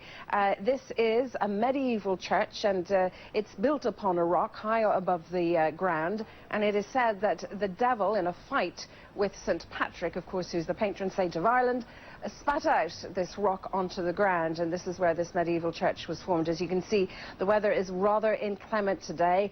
She's expected shortly. When she arrives and leaves there after her visit to this medieval church, she will then go to County Cork, and this is the last itinerary on her visit. This city, Ireland's second city, she will go first of all to the English market, which is a market that was made distinct from the markets that Catholics would go to and avail of in the 19th century. The Anglo-Irish Protestant ascendancy wanted to have something that they could call their own, and she will visit this English market for about half an hour, very limited, of course, in the number of people that she will meet. She'll go to a technology centre, and then it will be wheels up as she ends her 4-day trip and returns to England. And Fionnuala, when it comes to the Buckingham Palace, as we were just saying, that they've said that the trip, that both Queen and Prince Philip have been very excited about this trip. They've been delighted by the reception that they've received. But what about the Irish there? How do they feel about? Obviously, they've had it's been a logistical nightmare for people living in Dublin and around Dublin. But in terms of how they felt about having this British monarch there on their soil for the better part of the week, how do they feel about this trip and how it's gone so far? People in Dublin seem to be, at the worst, benign about the Queen's visit here, but also very welcoming, and I think it can be split along generational lines for the most part. Now, Cork, where the Queen is visiting today, is seen as a much more perhaps Republican entity, so security even tighter there, but Dublin went back to normal yesterday morning after the state dinner the night before, and I think the government and the people are hoping that this will bring a sense of stability image-wise to the international community, because the country is really in dire economic straits. As a colleague of mine, a former colleague of mine described it here, an Irish journalist, said the impending visit of President Obama will be like a shot of Prozac to a nation that's suffering post-traumatic stress disorder. So really, the security costs and the security implications for the country being put to one side for the most part. The Queen also won over perhaps even the most ardent nationalists, if not Republicans, when she opened her address at the state banquet 2 nights ago in Irish, and I think really there is a lot of personal respect for her as a woman. It's almost a guilty pleasure to be a follower of the royals in this country, but it seems to be not a guilty secret pleasure anymore. All right, Fionnuala, thank you very much for that. Fionnuala Sweeney reporting to us there live. At least it does, according to Harold Camping. He is the head of a religious group that says Judgment Day will be upon us this weekend with a massive earthquake heralding the second coming of Jesus. Camping's organization has attracted tens of millions of dollars of donations in the past few years, and that's fueled speculation that Camping is running a scam. This is his second attempt at predicting Armageddon. Previously, he said the world would end in 1994, and obviously we're all still here. Well, we asked our viewers at facebook.com/W1 what they do if the world does end on Saturday. Let's go to Rich in California. He says, I would try as hard as possible to be kind to others. I do not believe this Saturday is going to be any more or less special than any other day. Good point. Let's go to Prajakta there in India. She says, I would be extremely happy if the world ends on the 21st of May because that is when my final exams usually start. And then Matovu there in, he's a Ugandan but lives in Denmark, says, I'm not too scared as I watch out daily and try to keep away from big sins. All right. We are at the beginning of the Atlantic hurricane season. It typically begins on June 1st all the way through the month of November. And just in the last 24 hours, NOAA here in the U.S. released their outlook for this coming year. One of the reasons residents in the Gulf region in particular, especially as we head into the month of June, pay a lot of attention to this is because June, typically, we tend to see tropical cyclones not only form in this area, but typically they tend to move along this area as well from the coast of Texas through Louisiana and back over toward Florida. These are the more likely scenarios where you would see tropical cyclones forming. And you just mentioned, you know, they're dealing with all that flooding. Even after the water goes down, there's always going to be that danger of a landfalling tropical cyclone putting additional pressure on all of those levees. So what does the forecast look like for this region? Well, right now, it's actually pretty clear. We're not worried about any kind of tropical activity in this part of the world. But the forecast is calling for an above average season. You can see the average numbers right here. They're expecting between 12 to 18 named storms. 6 to 10 of those would be hurricanes, and 3 to 6 would be considered major hurricanes, category 3 or higher. This is very significant. It's actually very similar to last year's seasons, to 2010. Why are they expecting another very active season? Well, we're in what they call an active era right now. This happens every couple of decades or so, where we have, first of all, a lull in the activity, and then all of a sudden a spike in the tropical cyclones that happen in the Atlantic. Well, they say we're still there. Plus, the water in the Atlantic continues to be very warm. Above average sea surface temperatures could help fuel hurricanes again this year. And we still have La Nina present in the Pacific, and that could bring less wind shear, in other words, better conditions for tropical cyclone formations in this basin. Last year, we didn't have any storms that actually made landfall in the U.S., and that's something that NOAA wants to make sure people understand. We don't know where the storms are going to make landfall. Last year, most of them made landfall in Mexico and Central America. These are the memorable ones and caused severe damage and extreme flooding across portions of southern Mexico, anywhere from Nicaragua and all the way up into central parts of Mexico. We also had one storm that made landfall in Canada, but none in the U.S. We don't know where the storms are going to make landfall this year, so that's significant, and these are the names that we're expecting this year for the Atlantic hurricane season. The Pacific, well, they're expected to stay below average, so at least a little bit of good news there. Let's go ahead and check out your forecast now. Out there, so the Eastern Pacific below average, and so far we've stayed below average as well here across the Western Pacific, but we've had another tropical depression that has formed, this one east of the Philippines. It's still very far away, as you can see, but this storm is actually set to intensify. It's still east of Palau and Yap. As you can see, the Philippines are way over there. We can barely make out over here to the north, the coast of Asia. The storm, still a tropical depression, the beginning stages of tropical cyclones, Christy, and this one very slowly expected to continue moving to the west, northwest, or northwest in the next few days and intensify. Could be the first typhoon so far this season in this area. We'll monitor closely. We had that other storm that moved, it was a tropical storm that moved through the Philippines earlier this month, and that caused some significant flooding in that area as well. We'll be monitoring, of course, what happens with this one, but so far, no tropical cyclones for you to worry this weekend, so I hope it's a good one. Back to you. Me too. Mari Ramos, take care. I'll see you next week. Es sollte noch einmal ein Tag mit vollem Programm für die Königin werden, an diesem letzten ihrer denkwürdigen Staatsreise nach Irland. Am Morgen besuchte sie den sogenannten Rock of Cashel. Alte irische Könige herrschten einst hier. Und St. Patrick, Irlands Nationalheiliger, erhob den Ort zum Bischofssitz. Sehr irisch, das Ganze. Und auf alles Irische ließ sich die Königin von Anfang an ein. Mit Spannung wurde da am Mittwoch ihre Rede beim Staatsbankett erwartet.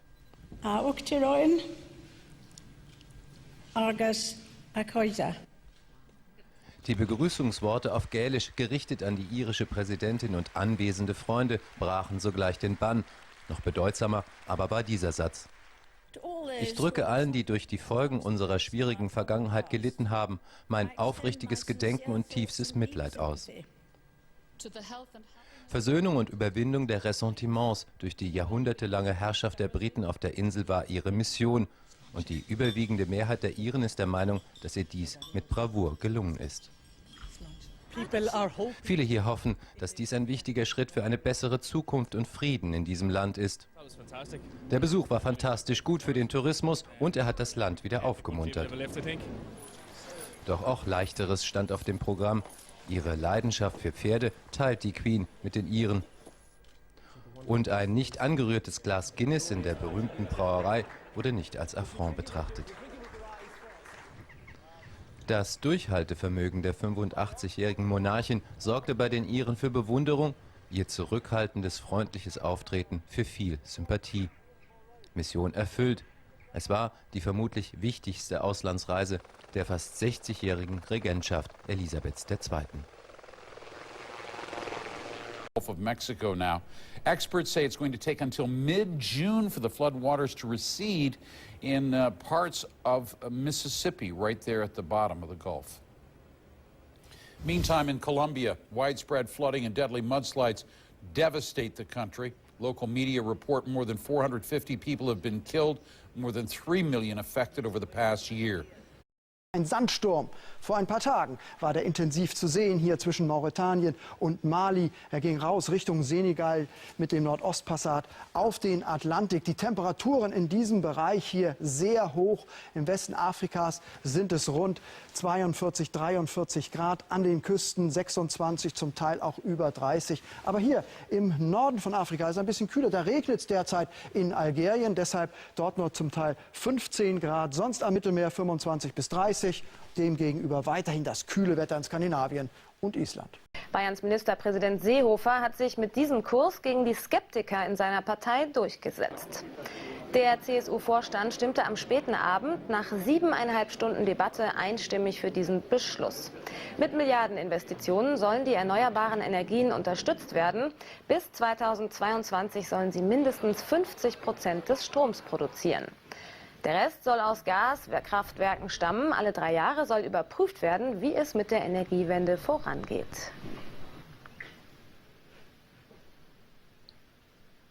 Und wir schalten zu meiner Kollegin Dorte Störmann am oberbayerischen Kloster Andechs, wo die CSU-Klausur stattfindet. Dorte, das war ja ein klares Ergebnis. Wie konnte Seehofer das durchbekommen?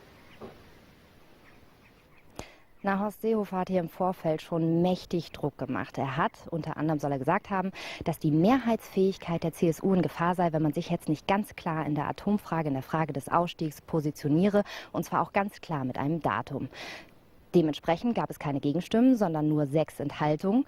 Ja, und für Horst Seehofer ist jetzt klar, 2022 soll der letzte Meiler in Deutschland vom Netz gehen, zumindest wenn es eben nach der CSU geht. Dabei erleben wir in Deutschland ja eigentlich an diesem Wochenende schon einen kleinen Testlauf, wie es fast ohne Atomstrom aussehen könnte. Denn an diesem Wochenende sind nur 4 Meiler von 17 deutschlandweit überhaupt am Netz. Warum das so ist und ob Ihr Fernseher gleich ausgehen wird, weil es keinen Strom mehr gibt, das zeigen wir Ihnen jetzt. Die Kneipe bei Kerzenlicht oder gestrandete Straßenbahnen, das wollen die Stromversorger auf jeden Fall verhindern. Allerdings produzieren nur 4 Atomkraftwerke Strom. Wenn es wirklich ernsthaft Zweifel geben würde, dass wir einen Stromausfall bekommen würden, dann hätte die Energiebranche sicherlich ganz anders reagiert und uns stärker vorgewarnt. Ganz freiwillig ist dieser Testlauf allerdings nicht. 7 der 17 Atomkraftwerke sind wegen des Moratoriums vom Netz. Krümmel ist nach Störfällen außer Betrieb. Nun fallen 5 weitere aus. Emsland an diesem Wochenende wegen nicht verschiebbarer Wartungsarbeiten, sogenannter Revisionen. Jetzt laufen nur noch 4. Grundremmingen C, Isar 2, Brockdorf und Neckar-Westheim 2. Die meisten von diesen Kernkraftwerksrevisionen sind schon vor dem Moratorium und vor den Ereignissen in Japan geplant gewesen und haben zum Teil auch Sicherheitsgründe, denn wenn Brennelemente abgebrannt sind, dann muss man die auch austauschen. Um den Ausfall des Atomstroms zu kompensieren, wird vor allem die Leistung der Kohle- und Gaskraftwerke erhöht. Bei einer vorhergesagten Windstärke 3 in Teilen Deutschlands können auch die Windkrafträder Strom produzieren und Sonne gibt es zurzeit auch genug. Dazu wird ein Strommix aus den Nachbarländern importiert, laut Bundesnetzagentur aber nur wenig. Ohnehin wird jetzt in der warmen Jahreszeit auch weniger Strom gebraucht. Und weil der Ausstieg so einfach scheint, beginnt plötzlich der Wettlauf der Parteien, wer es am schnellsten schafft. Der CSU ist es durchaus gelungen, in den letzten Tagen die Debatte zu prägen. Der Atomausstieg in diesem Lande ist rot-grün. Wenn künftig noch Speicherkapazitäten und Netze ausgebaut werden, dann würden wir auch ohne Atomstrom nicht im Dunkeln sitzen. Also zumindest kurzfristig scheint es an diesem Wochenende auch ohne Atomstrom zu gehen. Hier in Kloster Andechs geht die Klausurtagung in den zweiten Tag. Angela Merkel ist da, sie ist zusammen mit Horst Seehofer gerade eben hier hinter mir in die Kirche gegangen. Und heute wird aber allerdings weniger über den Atomausstieg weiter debattiert. Das ist für heute erstmal durch. Stattdessen geht es heute um Europa und Sicherheitspolitik. Vielen Dank für diese Einschätzungen, Dorte Störmann. Chef des japanischen Atomkraftbetreibers TEPCO, Masataka Shimizu, will zurücktreten. Er übernimmt damit die Verantwortung für das unzureichende Krisenmanagement nach der Katastrophe von Fukushima. Auch die riesigen Verluste von TEPCO werden ihm angelastet. Für das abgelaufene Geschäftsjahr rechnet der Konzern mit einem Minus von umgerechnet 10 Milliarden Euro. Jeder kleine Punkt, den wir mit dem großen Teleskop sehen können, ist für sich genommen jedes Mal eine ganz eigene Welt. Das Teleskop ist aus 36 sechseckigen Spiegelelementen zusammengesetzt. Jedes Segment ist eine $500.000 Euro wert. Sie sind das Herzstück des Teleskops. Immer wieder werden Stücke zum Reinigen ausgetauscht. René Rutten kontrolliert sie, denn jede Unebenheit oder Verschmutzung würde die Bilder verzerren. Wenn wir die Spiegel reinigen, dann nehmen wir eine ganz feine Aluminiumschicht von 10 Nanometern ab. Nur ein paar Aluminiummoleküle sind das. Dann beschichten wir den Spiegel in einem Aluminiumbad und somit haben wir einen perfekten neuen Spiegel. Während das Grand Dekan nach sichtbarer Materie sucht, sind diese Magic-Teleskope auf der Suche nach nicht sichtbarer Materie. Der Astronom Markus Gauck beobachtet Gammastrahlen. Das sind die gewaltigsten Energieblitze, die wir kennen, die das menschliche Auge jedoch gar nicht wahrnehmen kann. Deshalb werden diese riesigen Spiegelteleskope in der Nacht zum Himmel ausgerichtet. Eine Kamera, die an einem langen Bügel in die Brennpunkte des Spiegels blickt, zeichnet die Strahlen auf. Wenn Materie in ein schwarzes Loch fällt, und das trifft eben relativ häufig vor, manchmal fällt ein ganzer Stern in ein schwarzes Loch, ja, dann wird in dem Prozess des Einfallens sehr viel Energie freigesetzt. Und ein Teil dieser Energie wird in hochenergetische Gammastrahlen umgewandelt und in den Weltraum gesandt. Bläulich erscheinen die Lichtblitze, die nur wenige Milliardstel Sekunden aufleuchten. Mit der Erforschung dieses Phänomens versuchen die Wissenschaftler ganz neue Erkenntnisse in der Physik zu gewinnen. Mit den Teleskopen Magic 1 und Magic 2 und dem Grand Dekan auf dem Roque de los Muchachos blicken die Forscher so tief ins Weltall wie nie zuvor. A chill in the air at the White House. Benjamin Netanyahu has strong words for the U.S. president. No. Mr. Netanyahu flatly rejected President Obama's statement on Thursday that Israel should return to its pre-1967 borders in a peace deal with the Palestinians. And as White House correspondent Brianna Keilar reports, that wasn't the only thing Mr. Netanyahu said, quote, is not going to happen. Israeli Prime Minister Netanyahu was about to leave for the U.S. when President Obama made the announcement that infuriated him. We believe the borders of Israel and Palestine should be based on the 1967 lines with mutually agreed swaps. At the White House Friday, Netanyahu panned the proposal. These lines are indefensible because they don't take into account certain changes that have taken place on the ground, demographic changes that have taken place over the last 44 years. After the initial war of words, the White House hoped the meeting would be a time to kiss and make up. Obviously, there are some differences between us in the precise formulations and language, and that's going to happen between friends. We have an enduring bond of friendship between our two countries. But for all of the niceties, Netanyahu drew a line in the sand, and not only on a return to pre-1967 borders. He said Israel will not negotiate with a Palestinian government supported by Hamas or house Palestinian refugees. It's not going to happen. Everybody knows it's not going to happen. And I think it's time to tell the Palestinians forthrightly, it's not going to happen. Despite tough words, the U.S. and Israel will remain allies even past this rough spot. But the tension between the two leaders was palpable. Robert Deneen is with the Council on Foreign Relations. I think that there is not a great deal of mutual affection there. They've met a number of times, but nonetheless, they have not succeeded in establishing a close bond, a close working relationship. They have, but there is not a great deal of deep trust, it seems. After the president's meeting with Netanyahu, White House Press Secretary Jay Carney was peppered with questions about the disagreement on the borders issue. He said the president made clear the pre-1967 border proposal is a starting point, that the mutual swaps that would create the eventual borders would be negotiated. The thing is, what the White House considers a starting point, Israel still considers a non-starter, even after the meeting. Brianna Keeler, CNN, Washington.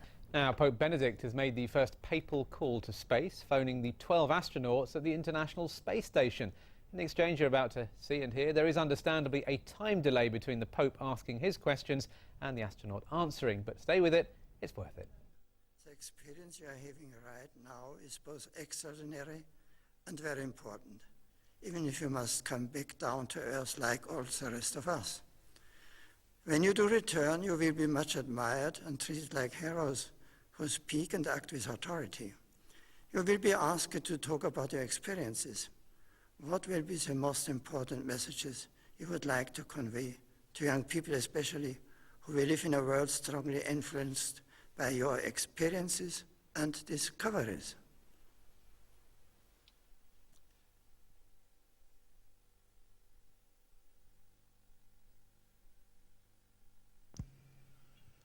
Your Holiness, as my colleagues have indicated, we can look down and see our beautiful planet Earth that God has made, and it is the most beautiful planet in the whole solar system.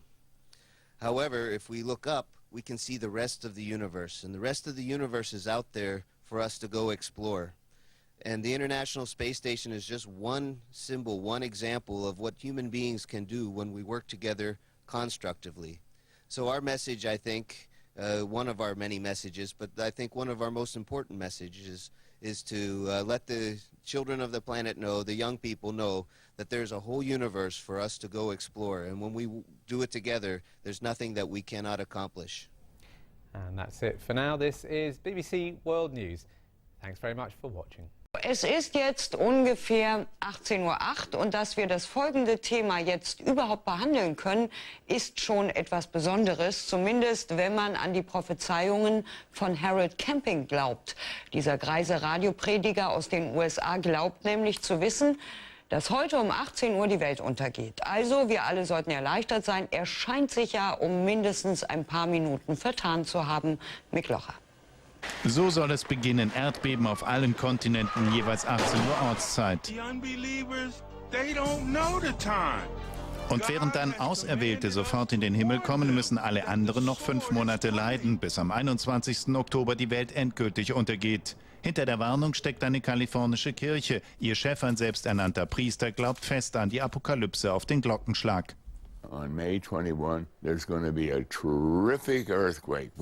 wird ein fürchterliches Erdbeben geben, viel stärker als alle bisherigen, und das wird der Beginn des Weltuntergangs sein.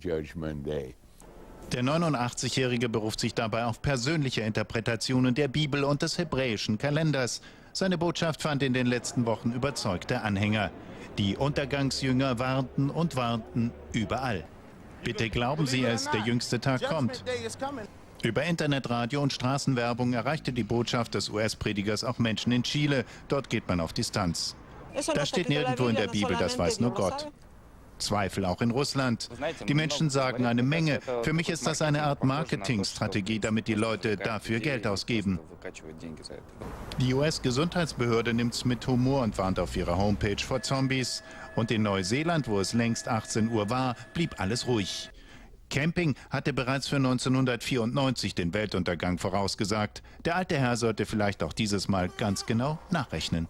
Zum Beispiel im Keller oder auf dem Dachboden. Und manchmal fallen einem dabei Dinge in die Hände, die auf dem Weg ins digitale Jahrtausend verloren gegangen sind. Der alte Klappzahlenwecker, der morgens immer so genervt hat, oder das Kassettendeck, das ausgerechnet das Lieblingstape als Bandsalat wieder ausgespuckt hat. Wiesje Vornberger über Dinge, die wir eigentlich nicht wieder haben wollen, aber trotzdem vermissen. Ein netter Herr von der Bundespost kam zu Besuch und ab dann drehte sich das Leben nur noch um die Frage, soll das Wählscheibentelefon weiß, grün, orange oder rot sein? Meine Oma, die hat sogar noch so ein Ding. Ich weiß gar nicht, wie das funktionieren kann heutzutage, aber es geht. Ratatata. Ja, dieses Geräusch, wenn die Scheibe langsam zurückgeht. Herrlich. Heute sind wir mobil, wo immer wir gehen oder stehen. Früher standen wir hier drin, knutschend, frierend, selten telefonierend. Ich glaube, manche haben das dann mit dem öffentlichen Klo verwechselt. Genau die Nummer, die man gesucht hat, da war meistens die Seite rausgerissen. Liebesschwüre kommen heute per SMS. Früher bekam die Angebetete Musik auf Kassette. Wenn man das Lied Nummer 7 von der Kassette hören wollte, musste man immer spulen und gucken, ob man schon so weit war. Vor fast 50 Jahren präsentierte Philips den ersten Kompaktrekorder, inklusive Vorwärts-, Rückwärts-, Stopp-, Play- und Rekordtaste. Quietschen und Geleiere kündigten das Grauen an. Fertig war der Bandsalat. Da hat man sich furchtbar geärgert, war super sauer und hat dann halt einen Bleistift genommen, das Ding in mühseliger Kleinarbeit wieder reingefrickelt und dann war gut. Heute hören wir hunderte unterschiedliche Songs auf MP3-Playern. 30 Jahre früher waren sie die Helden, Menschen mit einem Walkman. Nur beim Autofahren waren die Dinger nicht erlaubt. Dann war im wahrsten Sinne des Wortes der Lappen weg, der Papierführerschein. Das war nur so ein Relikt, der graue alte, die Pappe. Aber sich aufzuregen, das bringt nichts. Diese Erfahrung musste schon das HB-Männchen machen. Wie das so richtig schön in die Luft ging, das war also richtig lustig. Die Werbefigur flimmerte in jedem Fernseher. Und wenn in der Ferne nichts mehr lief, dann kam dieser Dinosaurier ins Bild, das Testbild. Ja, das kriegen Sie bei uns zum Glück nicht mehr zu sehen. Stattdessen jetzt den Sport mit Birgit. Genau, Formel 1 und da war einiges los. Die Siegesserie von Sebastian Vettel im Qualifying ist gerissen. Erstmal steht der Red Bull-Pilot in dieser Saison nicht auf der Pole. Der Weltmeister musste sich heute seinem Teamkollegen Mark Webber geschlagen geben. Für die spektakulärste Szene und einen echten Schockmoment des Tages sorgte allerdings Nick Heidfeld. Reinhard Brinks berichtet. Nick Heidfeld hatte im letzten Training am Morgen gerade mal 6 Runden gedreht. Da stand sein Lotus Renault plötzlich in Flammen. Am Auspuff hatte sich Öl entzündet. Das kaputte Auto bekamen die Mechaniker dann bis zum Qualifying am Nachmittag nicht mehr hin. Im Training hat mein Auto gebrannt, ein bisschen zu sehr. Das war das stärkste Feuer, was ich bis jetzt in der Formel 1 gehabt habe und das Auto war einfach zu stark demoliert.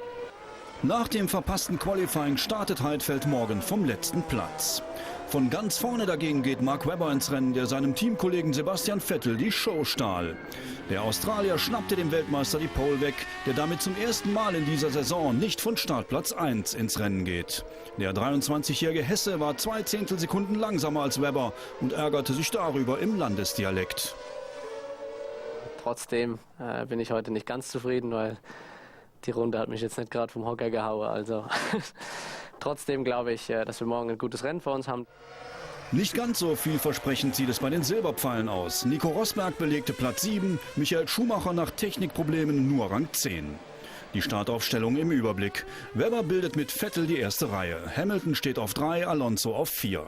5. ist Button, dahinter folgen Petrov, Nico Rosberg und Felipe Massa. Brisant wird Vettels Startduell gegen Webber, bei dem der Deutsche aber nicht alles riskieren will. Ich glaube, ich habe mittlerweile gelernt, dass das Rennen nicht in der ersten Kurve gewonnen wird und nicht in der ersten Runde. Das ist, ja, ich glaube, Schwachsinn da am Anfang, sich in was reinzureiten. Klar ist, Vettels größter Konkurrent in Barcelona kommt aus dem eigenen Team. Mark Webber hat bereits entschlossen angekündigt, morgen voll auf Sieg zu fahren. Mark Webber zum ersten Mal in dieser Saison schnellster, eingerahmt von Sebastian Vettel und Lewis Hamilton, dem Dritten des Qualifyings. Die erste Bestzeit im entscheidenden Drittel hatte der Weltmeister gesetzt. Dass Webber noch konterte, 2 Zehntel schneller fuhr, lag an Vettels fehlender Stromkraft. Für morgen, gerade für den Start, ist es natürlich sehr wichtig, Kers dabei zu haben und dass es auch funktioniert. Ich glaube, da müssen wir uns keine allzu großen Sorgen machen. Auch Michael Schumachers Mercedes litt am Curse-Defekt. Er blieb in der Box, immerhin gut gelaunt, 10. Startplatz. Teamkollege Nico Rosberg wurde 7. und verfehlte sein Ziel um 2 Plätze. Ein gebrochener Auspuff setzte Nick Heidfelds Renault im 3. Training in Brand. Qualifying AD, Start aus der Boxengasse. 16th made a special call to someone up above Saturday. Not who you think it is. He called the crew of the Space Shuttle Endeavour working aboard the International Space Station. The Pope asked them about the view from space and mentioned fighting on Earth. He also had a personal message to Shuttle Commander Mark Kelly, whose wife, U.S. Congresswoman Gabrielle Giffords, was shot in the head, you may recall, in an assassination attempt in January. I think it must be obvious to you how we all live together on one Earth and how absurd it is that we fight and kill each one. I know that Mark Kelly's wife was a victim of a serious attack, and I hope her health continues to improve. Thank you for mentioning my wife, Gabby. It's a very good question. We fly over most of the world and you don't see borders, but at the same time we realize that people fight with each other and there's a lot of violence in this world, and it's really an unfortunate thing.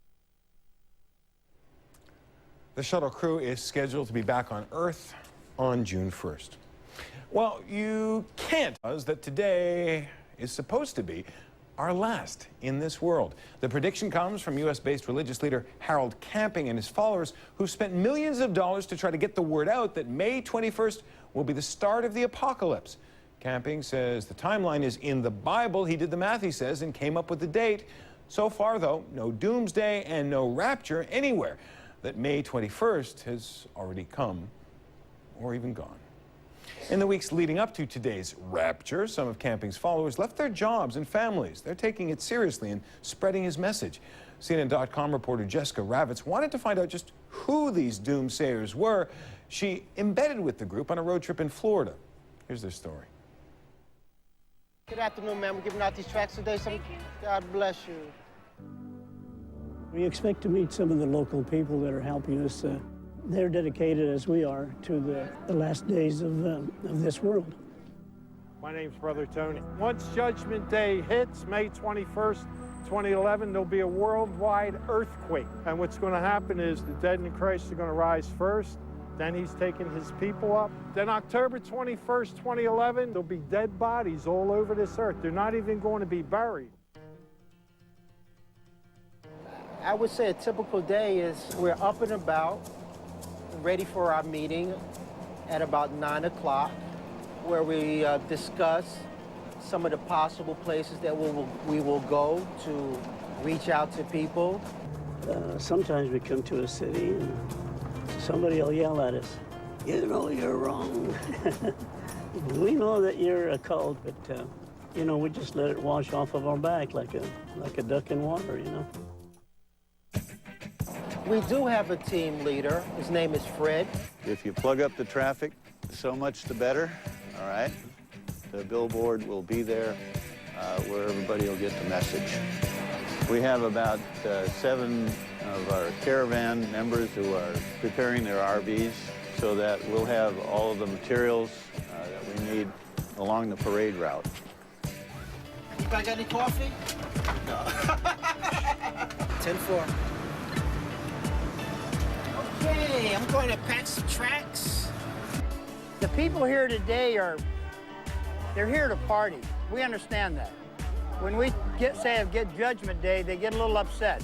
May the 21st, Judgment Day, yeah, right. Most of the people in the costumes, they just don't want to take the tracks. We understand that. I'm not selling anything. It's free. It's free. God's free, baby. There you go. You want to take a track? By the way, the preacher Harold Camping has been wrong before about the end of days. He also predicted the end of the world back in 1994. That does it for us here at the International Desk. I'm Jonathan Mann, but I'm not going anywhere, and I don't think you're going anywhere, so stay with us. I Report for CNN is next.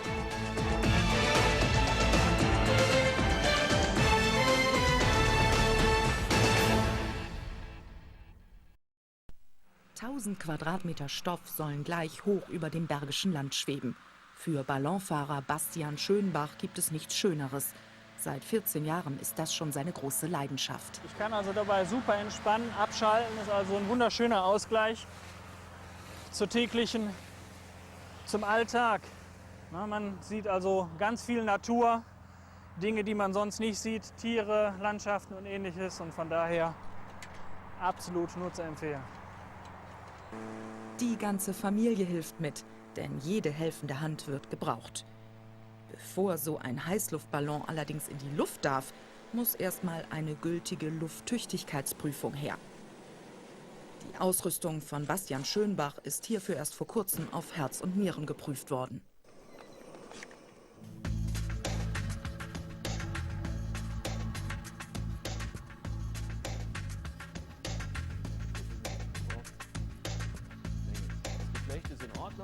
Jedes Teil wird hier von Fachleuten gründlich unter die Lupe genommen.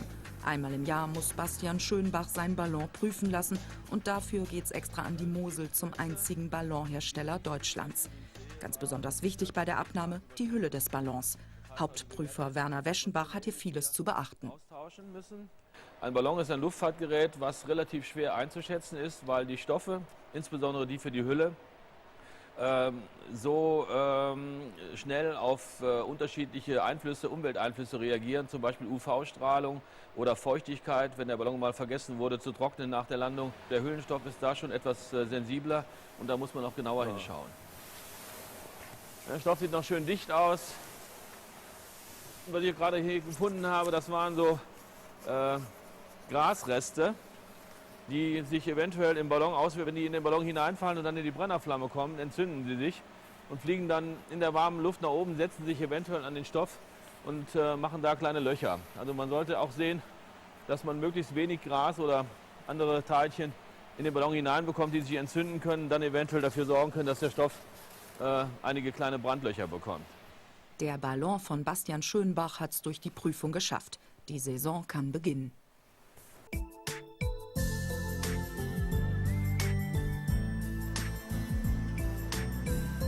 Bis zu 300 Meter hoch fährt er nun gemächlich übers Bergische Land. Der Ausblick einfach atemberaubend.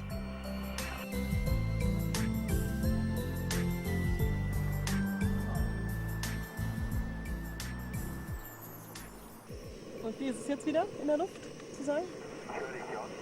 Einfach nur genial. Ich bin sprachlos. Wunderschöne Fahrt, Wetter passt, der Wind passt, die Richtung, die Natur blüht und sieht schön aus. Also einen besseren Tag hätte man nicht antreffen können für die erste Fahrt. Wird Ihnen das nie langweilig? Nee, also jede Fahrt ist anders, da wir ja die Richtung nicht bestimmen können. Die gibt ja einzig und allein der Wind vor. Dann kennen Sie das Bergische Land ja wahrscheinlich gut, oder? Ich kenne so die ein oder andere Wiese, aber nichtsdestotrotz finde ich immer mal noch ein paar Ortschaften, die ich vorher noch nie gesehen habe und noch nie von gehört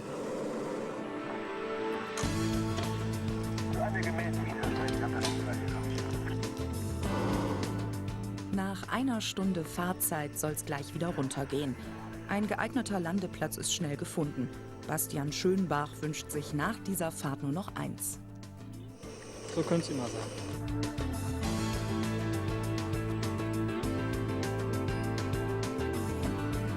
Sie werden gerade Zeuge einer gewaltigen Sonneneruption. Und die löst einen Sonnensturm aus. Und der wird in wenigen Stunden unsere Erde erreichen. Wenn der Sonnensturm groß genug ist, hat das bei uns auf der Erde weitreichende Folgen. Aufruhr auf der Sonne. Riesige Wolken geladener Teilchen lösen sich von ihrer Oberfläche und werden ins Weltall geschleudert. Die schnellsten von ihnen rasen auf die Erde zu. Dort verzerren sie das Erdmagnetfeld mit fatalen Folgen. Flächendeckende Stromausfälle, die Wochen und Monate andauern können. Die Welt, wie wir sie kennen, versinkt im Chaos. So nach und nach werden alle gesellschaftlichen Bereiche mehr oder weniger zum Erliegen kommen. Forscher beobachten die Ausbrüche auf der Sonne mit dem Ziel, eine Weltraumwettervorhersage zu entwickeln. Denn die Gefahr ist real. Das ist also insgesamt nicht eine Frage, ob ein Sonnensturm auftritt, sondern eigentlich nur noch, wann er auftritt. Anders als die Erde hat die Sonne keine feste Oberfläche. Sie ist ein Gasball, der aus elektrisch geladenen Teilchen besteht. Die Anziehungskraft der Sonne kann die Teilchen nicht festhalten. So verliert sie pro Sekunde etwa 1 Million Tonnen ihrer Masse. Die Teilchen strömen als Sonnenwind ins Weltall auch Richtung Erde. Das Erdmagnetfeld schützt uns vor der Strahlung. So kann man normalerweise nur an den Polen die Auswirkungen des Sonnenwindes als Polarlichter beobachten. Am Abend des 1. August 2012 sind plötzlich auch über Deutschland Polarlichter zu sehen. Doch während die Menschen begeistert in den Himmel blicken, fällt plötzlich der Strom aus. Ganz Deutschland versinkt in Dunkelheit. Auf den Straßen herrscht Chaos. Der plötzliche Ausfall des Ampelsystems führt zu tausenden Verkehrsunfällen. Fahrstühle bleiben stecken. Türen lassen sich nicht mehr öffnen. Die Menschen zu Hause sitzen im Dunkeln. Noch wissen sie nicht, dass es sich um einen flächendeckenden Stromausfall handelt. Doch in wenigen Stunden wird die komplette Kommunikation zusammenbrechen. Und auch kein Wasser mehr aus den Leitungen kommen. 150 Millionen Kilometer von der Erde entfernt kommt es auf der Sonnenoberfläche zu mehreren starken Ausbrüchen. Sie lösen einen Sturm aus, der mit 3000 Kilometern pro Sekunde auf die Erde zurast. Mit dieser Geschwindigkeit ist er in nur 15 Stunden bei uns. Der Sonnenwind erreicht normalerweise nur Geschwindigkeiten von einigen 100 Kilometern pro Sekunde. Doch manchmal reißt das Magnetfeld der Sonne riesige Gasmassen von der Oberfläche. Diese Ausbrüche können zu einer Art Hurrikan führen, der den normalen Sonnenwind überlagert. Der Astrophysiker Dr. Volker Bothmer beobachtet die Sonnenstürme seit Jahren. Auf der Sonnenoberfläche passieren Sonnenstürme eigentlich ständig. Jeder Sekunde, jeder Minute gibt es ganz kleine Stürme. Das wären dann so vergleichbar kleine Windböen. Diese Böen können ganz unterschiedlich stark werden. Alle 11 Jahre erreicht die Sonnenaktivität ihr Maximum. Dann kann es zu Stürmen mit einer Geschwindigkeit von bis zu 3000 Kilometern pro Sekunde kommen. Das nächste Mal ist es um das Jahr 2012 soweit. Aus den Forschungsergebnissen lässt sich ableiten, dass alle 11 Jahre pro Sonnenzyklus 1 bis 4 solcher solaren Superstürme auftreten mit so hohen Geschwindigkeiten, mit den entsprechenden Parametern, die dann auf der Erde bestimmte Effekte auslösen können. Ist der Sonnensturm Richtung Erde gewandt, trifft er zuerst unsere Satelliten. Die Folge: Handynetze fallen aus, Navigationssysteme irren um mehrere hundert Meter. 2003 wurden Satelliten nach einem Sonnensturm sogar ganz vermisst. Auch Radar- und Sprechfunkanlagen von Flugzeugen funktionieren nicht mehr. Es kommt zu Flugverspätungen und Ausfällen. Doch die größte Gefahr besteht für unser Stromnetz. Denn die elektrisch geladenen Teilchen der Superstürme bringen das Magnetfeld der Erde ins Wanken. Starke elektrische Ströme entstehen. Die Ströme, die erzeugt werden durch einen Sonnensturm, die entstehen in etwa 100 Kilometer Höhe. Diese Ströme, die führen dann wiederum in Wechselwirkung letztendlich zu einem Strom am Erdboden. Und dieser Strom kann dann so stark werden oder so eine gewisse Frequenz erreichen, dass er einen Transformator zerschmelzen lässt. Ohne Transformatoren, also Stromwandler, bricht unser Stromnetz zusammen. So wie 1989. Damals legte ein Sonnensturm die Stromversorgung in Nordamerika lahm. Millionen von Menschen sind betroffen und sitzen 9 Stunden im Dunkeln. Wenn mehrere Transformatoren gleichzeitig durchbrennen, kann der Strom sogar Wochen oder Monate wegbleiben. Ein Transformator, der ist nicht innerhalb von Tagen oder Wochen zu ersetzen im Allgemeinen, weil die nicht vorrätig gebaut werden. Und man hat dann herausgefunden, dass das bis zu einem Jahr dauern kann, dass die Probleme in der Stromversorgung bestehen. Daniel Lorenz von der Katastrophenforschungsstelle in Kiel weiß, was ein Stromausfall für verheerende Folgen haben kann. Es wird weiterhin unterschätzt, welche Prozesse alle nur mit Strom funktionieren. Wir sind gar nicht mehr daran gewöhnt, dass der Strom auch mal ausfallen kann. Wenn ich zu Hause bin und der Strom fällt aus, fällt als erstes das Licht aus und alle anderen elektrischen Geräte auch. Das heißt Radio, Fernseher, Internet funktionieren nicht mehr. Der Kontakt zur Außenwelt ist abgeschnitten. Das Festnetz ist tot.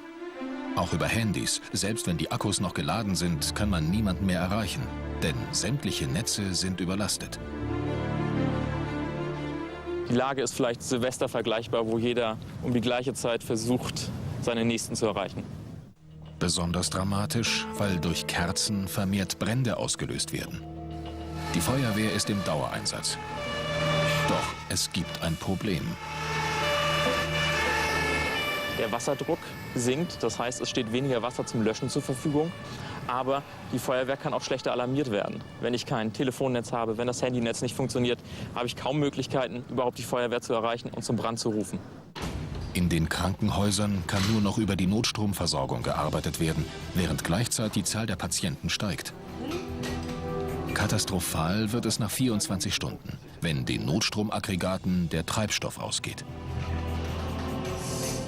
Denn auch der Sprit wird bei einem flächendeckenden Stromausfall zur Mangelware. Ohne Strom lässt er sich nicht von den unterirdischen Tanks zur Zapfsäule pumpen. Autos können nicht mehr betankt werden. Auch U-Bahnen und Züge stehen bei einem solch massiven Stromausfall still. Die Oberleitungen benötigen zu viel Strom, um über Aggregate betrieben zu werden. Die Folge? Der gesamte Verkehr kommt nach und nach zum Erliegen. Auch zu Hause ist an einen normalen Tagesablauf nicht mehr zu denken. Da unser Wasser elektrisch gepumpt wird, kommt wenige Stunden nach dem Ausfall nichts mehr aus den Leitungen. Man kann weder duschen noch die Wäsche waschen. Es fängt überall an zu stinken. Und es kommt noch schlimmer, denn von Tag zu Tag wächst die Seuchengefahr. Bei einem längerfristigen Stromausfall kann es durchaus zu problematischen hygienischen Zuständen kommen, da die Toilettenspülung nicht mehr funktioniert, da auch die Trennung von Rein- und Schmutzwasser nicht mehr gegeben ist, kann es zur Verunreinigung von Wasser kommen. Das heißt, dass selbst wenn der Druck es zulässt, dass noch Wasser aus den Leitungen kommt, dieses nicht mehr unbedingt hygienisch einwandfrei ist. Man muss auf abgepacktes Wasser zurückgreifen, das allerdings bald nicht mehr gekauft werden kann. Denn in den Supermärkten fällt bei einem Stromausfall nicht nur das Licht aus. Das komplette Kassensystem kollabiert. Auch Bankautomaten streiken. Ohne Kühlung werden unsere Lebensmittel bald ungenießbar. Stromausfall nach Sonnensturm. Für dieses Szenario gibt es in Deutschland bisher noch keine Risikostudie. Eine Studie zum nordamerikanischen Stromnetz geht für den Fall eines solaren Supersturms jedoch davon aus, dass 75% aller Transformatoren ausfallen. Das dramatischste Ergebnis dieser amerikanischen Studie ist, dass der Stromausfall Tage, Wochen, Monate betragen kann. Und das führt dann natürlich zum Katastrophenfall. Um das zu vermeiden, soll es in Zukunft eine Weltraumwettervorhersage geben. Dafür wird die Sonne rund um die Uhr beobachtet. Droht ein Sturm, hat die Welt 15 Stunden Zeit, um sich darauf vorzubereiten. Satelliten könnten abgeschaltet und Transformatoren rechtzeitig vom Netz genommen werden. Also man kann sich vor den Effekten des Weltraumwetters schützen durch geeignete Vorhersagen und ein System, das professionell diese Vorhersagen erstellt, muss erst noch entwickelt werden. Das soll im Rahmen internationaler Projekte in den nächsten 10 Jahren umgesetzt werden. Bleibt nur zu hoffen, dass der Sturm 2012 uns noch einmal verschont. Tja, wir haben es gehört, 2012, 2013 soll es angeblich zur höchsten Intensität an Sonnenstürmen kommen. Bis dahin bleibt uns noch etwas Zeit, und zwar für ein paar Fakten über unsere Sonne. Wie ist die Sonne eigentlich entstanden? Wissenschaftler vermuten, dass das vor 5 Milliarden Jahren passiert ist. Eine riesige Wolke aus Gas und Staub, die bis dahin stabil durch das Weltall schwebte, zieht sich zusammen und beginnt sich immer schneller und schneller zu drehen. Durch die rasante Drehung wird aus der Wolke eine Scheibe, in deren Zentrum sich fast die gesamte Materie zu einer großen Kugel zusammenballt. Diese Kugel verdichtet sich so sehr, dass in ihrem Inneren eine Temperatur von mehreren Millionen Grad entsteht. Endlich ist die Hitze so groß, dass die Atomkerne miteinander verschmelzen. Ein gigantischer Fusionsreaktor ist geboren, ein neuer Stern im Universum. Unsere Sonne. Auf Island ist der Vulkan Grímsvötn ausgebrochen. Geologen hätten die beginnende Eruption des Vulkans im Süden der Insel beobachtet, berichtete das isländische Fernsehen. Die riesige weiße Wolke sei kilometerweit zu sehen gewesen. Vorsorglich wurde ein Flugverbot in einem Umkreis von 200 Kilometern erlassen. Vor einem Jahr hatte ein Vulkanausbruch auf Island wochenlang für Chaos im internationalen Flugverkehr gesorgt. Der aktivste Vulkan Islands, der Grímsvötn. Begleitet von mehreren kleinen Erdbeben ist er ausgebrochen. Augenzeugen berichten, die Rauchwolke sei schnell mehrere tausend Meter in den Himmel gewachsen. Nach unseren bisherigen Informationen reicht die Wolke in eine Höhe von 40.000 bis 50.000 Fuß, also etwa 12 bis 15 Kilometer. Dies entspricht der Flughöhe eines Passagierflugzeugs. Insofern beeinträchtigt die Eruption auch den Flugverkehr, denn niemand will in die Asche hineinfliegen. Der Grímsvötn liegt unter dem größten Gletscher Europas. Das Gros der imposanten Wolke dürfte daher Dampf sein. Doch bei einem ersten Erkundungsflug wurde in etwa 7 Kilometern Höhe auch Asche entdeckt. Sicherheitshalber wurde der Luftraum im Umkreis von 220 Kilometern rund um den Vulkan gesperrt. Alle Flüge werden über den Süden der Insel umgeleitet. Die Wolke über Island weckt düstere Erinnerungen. Vor gut einem Jahr hatte sich nach dem Ausbruch des Vulkans Eyjafjallajökull eine große Aschewolke über Teile Europas gelegt. Damals wurde in mehreren Ländern der Luftraum gesperrt. Die Folge: Chaos im internationalen Flugverkehr. Rund 10 Millionen Passagiere weltweit waren davon betroffen. One person was killed in the U.S. state of Kansas when an apparent tornado struck the northeast part of the state. The devastated area is now off limits to residents, that's according to authorities. No one is being allowed in to search for items or not even being allowed to walk through the area.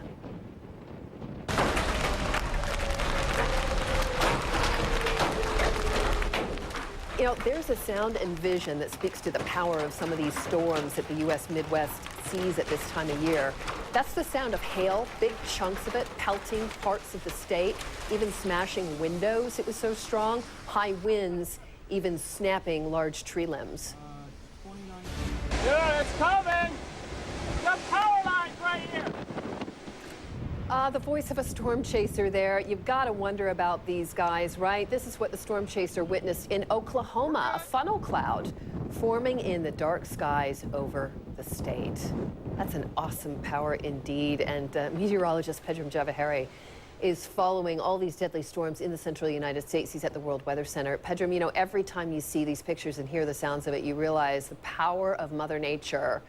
Anywhere, really, but in the U.S. Midwest at this time of year, it's tough. It's absolutely incredible, especially after what the folks there dealt with across that area of the world in April. The month of April, absolutely a devastating month as far as tornadoes are concerned. And take a look at this, because severe thunderstorm watches in effect for portions of the state of Mississippi on into Arkansas, portions of Louisiana, western areas of, say, Tennessee. And again, some of these storms certainly capable of producing another round of tornadoes inside the next 6 to 10 hours as that afternoon heating builds up. But again, widespread tornadoes across portions of Kansas and also Oklahoma, as some of that video showed you there. Some reports of 20 tornadoes coming in, and just taking a look at the perspective here, because it has been a rather quiet month of May for tornadoes. Very unusual to see this, because 58 preliminary reports of tornadoes. The month of April brought in nearly 900 reports of tornadoes, hands down the highest account we've seen in a very long time. And you take a look at this. A month of April, on average, brings 109 tornadoes. May is actually the busiest month. So we're sitting at roughly 60 reports of tornadoes. That's good news. One fatality, unfortunately, associated with this. But again, you compare that to April, where we saw over 300 fatalities associated with tornadoes. And the severe weather threat now shifts over towards portions of the central United States, where we now have a moderate risk there across the western edge of the color contours, yellow here, moderate risk of tornadoes, some 5 to 10% chance of tornadoes across this area over the next few hours. And again, that's going to be the next area of interest as we head on into Monday morning. But I want to talk about what's happened across Europe, because a lot of talk now, of course, Saturday was Rapture. The forecast was there at 6 p.m. And you know what happened at around 6 p.m.? Yeah, we had a volcano there erupting, that being Grímsvötn, that's coming out of the areas on Iceland. And the last eruption that we saw in that area was back in 2004 And of course, it's different than the one we saw last April. This volcano causing substantial problems with winds and air currents in the atmosphere that took a lot of the plume right towards portions of the United Kingdom and Europe.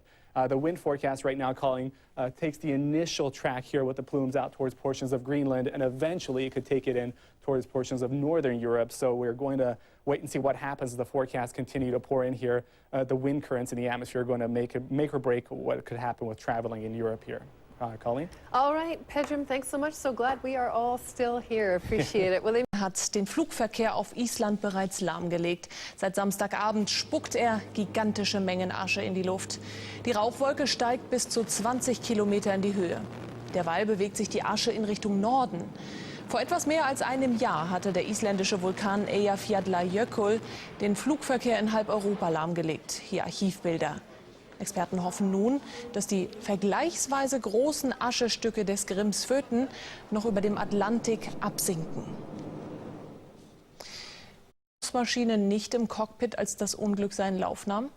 Zu diesem Ergebnis kommen die Ermittler laut Spiegel nach Auswertung des Flugschreibers der Maschine. Der Airbus mit 228 Menschen an Bord, darunter 28 Deutsche, war vor 2 Jahren während eines Gewitters in den Atlantik gestürzt. In einem Monat soll der offizielle Abschlussbericht vorliegen. Mario Turic berichtet. Schneller als erwartet liefern sie offenbar erste Erkenntnisse. Daten- und Stimmenrekorder des Unglücksfluges AF447 waren erst Anfang Mai vom Meeresgrund gehoben worden. Und schon jetzt geben sie den Ermittlern erste Hinweise zur genauen Unglücksursache. Die Air France-Maschine war am 1. Juni 2009 von Rio de Janeiro Richtung Paris aufgebrochen. Auf dem Weg musste das Flugzeug durch ein schweres Gewitter über dem Atlantik. Offenbar, so zitiert der Spiegel einen Experten, war der Pilot und Kapitän der Maschine zu diesem Zeitpunkt nicht im Cockpit. Auf dem Stimmrekorder sei zu hören, wie er nach vorne stürmt, als es bereits zu spät ist und den beiden anderen Piloten Anweisungen zuruft, um den Airbus zu retten. Natürlich wäre es wichtig, dass der Kapitän bei einer so wichtigen Flugphase im Cockpit ist, aber er muss es nicht unbedingt sein, denn die beiden Piloten, die ihn vertreten, die sind voll ausgebildet. Kurz darauf verstopfen Eiskristalle aus dem Unwettergebiet die Geschwindigkeitsmesser. Der Datenrekorder verzeichnet angeblich kurz nach dem Ausfall der Geschwindigkeitsanzeiger ein steiles Hochziehen der Maschine, zitiert der Spiegel den Experten weiter. Die Strömung reißt ab, es geht steil nach unten, bis der Airbus auf der Wasseroberfläche zerschellt. Während des Reisefluges, auch durch ein Gewitter, da gibt es eigentlich kein Manöver, warum man die Maschine steil nach oben ziehen sollte, weil es kann nur Gefahren bergen. Ich vermute eher als Grund dahinter, dass die Piloten schon so leicht die Übersicht verloren haben könnten.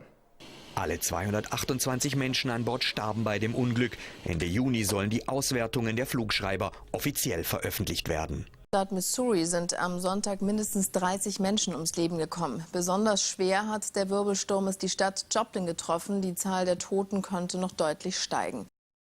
And locals turned to each other for comfort as they came to terms with the damage done to their homes and the loss of precious possessions. But the U.S. state of Missouri was the worst hit by far. A hospital in the city of Joplin took the brunt of a massive tornado, causing structural damage and leaving hospital supplies strewn all over the city. Officials say hundreds of homes are without power and the destruction is clear to see. Many people are missing and believed to be trapped in damaged buildings. A massive rescue operation is underway to try to reach them.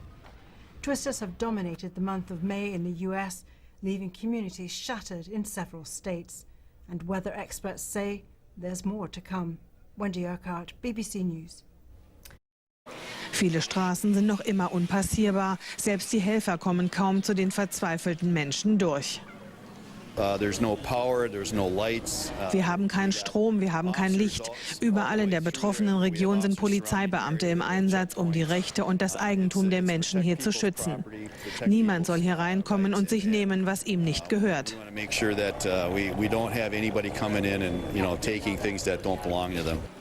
Um Plünderungen zu verhindern, haben die Behörden für die Nacht eine Ausgangssperre verhängt. Viele Häuser sind unbewohnbar, Fenster und Dächer fehlen, viele Gebäude sind einsturzgefährdet. Hier können die Besitzer nicht mehr eine Nacht verbringen. Missouri, Kansas, Minnesota, überall hinterlassen die Tornados schwere Zerstörungen. Es gibt Tote und Verletzte. Tausende Menschen stehen nun vor dem Nichts. Man kommt nirgendwo durch, es gibt keinen Strom. Wir haben Straßensperren eingerichtet und Wachposten verteilt. Es geht darum, die Rechte und den Besitz der Leute zu verteidigen. Die Tornados waren Teil einer riesigen Unwetterfront, die über mehrere US-Staaten hinweggezogen ist. Der Wirbelsturm in Joplin sei von Regen und Hagel verhüllt gewesen, sagen Meteorologen. Deshalb konnte die Bevölkerung nicht frühzeitig gewarnt werden. Tornados hat in den USA zahlreiche Menschen in den Tod gerissen. Besonders betroffen ist der Bundesstaat Missouri. Allein in der Stadt Joplin kamen mindestens 30 Einwohner ums Leben. Der Wirbelsturm richtete gewaltige Schäden an. Unter anderem wurde auch ein Krankenhaus zerstört. Auch in Kansas und Minnesota sorgten Tornados für massive Zerstörungen. Hunderte Menschen wurden verletzt. Dass Libyen zur Sprache kommt, ich kann mir vorstellen auch, dass Afghanistan zur Sprache kommt, denn die Amerikaner wollen ja bereits im Juli mit einem teilweise Truppenausstieg in Afghanistan beginnen, und dann muss man natürlich sehen, wer schließt die Lücken. Man will, dass Europa in der Welt in Krisengebieten mehr Verantwortung übernimmt, und ich glaube, das wird auch Inhalt der Rede sein am Mittwoch vor beiden Häusern hier im britischen Parlament. Ja, also die Treppe wurde schon eben an das Flugzeug herangefahren. Es kann sich also nur noch um Sekunden handeln. Heute in Irland wird er 24 Stunden bleiben. Und Ulrich, ein Stopp heute ist ja auch sehr sentimental, eigentlich ein eher persönlicher Stopp für den Präsidenten. Ja, ich meine, in Irland, das haben wir schon in den vergangenen Tagen immer wieder in Fernsehbeiträgen gesehen und in Wortbeiträgen in den Zeitungen. In Irland spielt man in diesem kleinen Dorf Moneygall, spielt man verrückt. Das wird der Höhepunkt seiner 24-stündigen Irland-Visite wohl werden.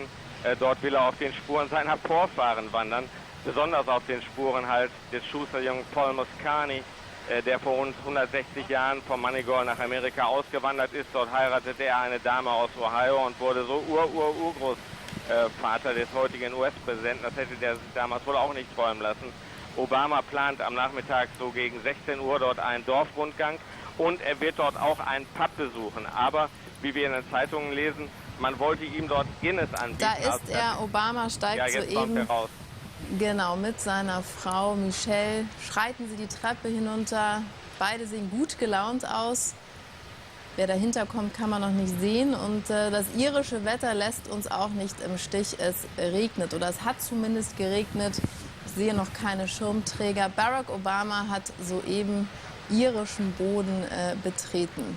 Ja, wie geht's heute weiter für Barack Obama und Michelle? Werden Sie alle Termine gemeinsam wahrnehmen, oder steht auch vielleicht ein Ladies Program auf dem Programm? Also das ist ja heute eigentlich nur ein munterer Aufgalopp seiner Reise hier. Dementsprechend wird es heute hier auch noch kein Damenprogramm geben, denke ich. Das ist heute minutiös abgesteckt. Das ist die erste Station seiner 6-tägigen Europareise. In Dublin kommt der US-Präsident jetzt in den nächsten Stunden unter anderem mit Präsidentin Mary McAllister und Premierminister Enda Kenny zusammen. Später wird er dann vor Zehntausenden im Croke Stadium im Zentrum der Stadt eine Rede halten. Ja, und zwischendurch geht es dann halt nach Moneygall, wo man sich dort vorbereitet. Dort hat man seit Wochen alles hergerichtet. Ja, so hohen Staatsbesuch gab es doch noch nie dort in diesem kleinen Örtchen, oder? Nein, also dieses kleine Örtchen, 298 Einwohner sind dort gemeldet. So einen Gast hatte man dort noch nie, und als ich das im letzten Jahr alles so angedeutet hatte bei den Planungen, hatte man das zunächst auch nicht geglaubt. Jetzt hat man dort ihm ein Lied geschrieben, man hat Häuser teilweise mit Stars and Stripes angemalt, überall hängen Flaggen. Also das ist ein ganz, ganz großer Tag, der, glaube ich, in die Geschichtsbücher dort eingehen wird, und zwar nicht nur als Kapitel. Ich glaube, das wird ein eigenes Buch, und Obama, wie wir hören, freut sich auch dort drauf, und dementsprechend will man ihn halt auch in einem Pub dort zu Gast haben. Aber wie gesagt, er bringt sein eigenes Bier mit, nicht weil er sagt, er möchte kein Guinness trinken, aber das sind die Sicherheitsanforderungen des Weißen Hauses. Nun geht er gerade in den Helikopter Obama und wird dann weiterfliegen, um sich dann zunächst mit der Präsidentin, mit McAllister, zu treffen. Sicherheitsvorkehrung ist ein anderer guter Stichpunkt. Vor kurzem war Queen Elizabeth II. In Irland und es wurde ein Bombenanschlag vereitelt. Hat man jetzt noch mal angezogen, also herrschen jetzt noch mehr Sicherheitsvorkehrungen in Irland? Gut, aber irgendwann ist ja auch die Schraube am Anschlag, und Da kann man natürlich auch nicht mehr Sicherheitsanforderungen erfüllen, als es nun bei dem bei dem historischen Besuch der Queen, die war ja die erste Monarchin, die seit 100 Jahren dort nach Irland kam, und dementsprechend waren das schon große Sicherheitsanforderungen. Man hatte dort 8000 Polizisten auf den Straßen, 1000 Soldaten.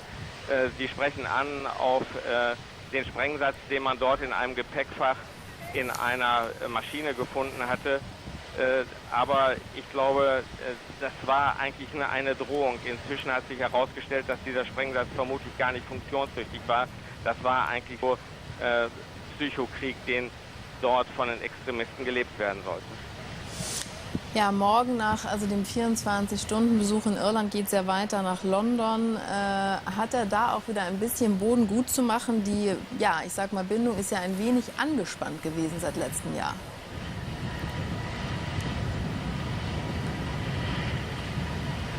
Jetzt in diesen Sekunden hebt der Helikopter des Präsidenten ab.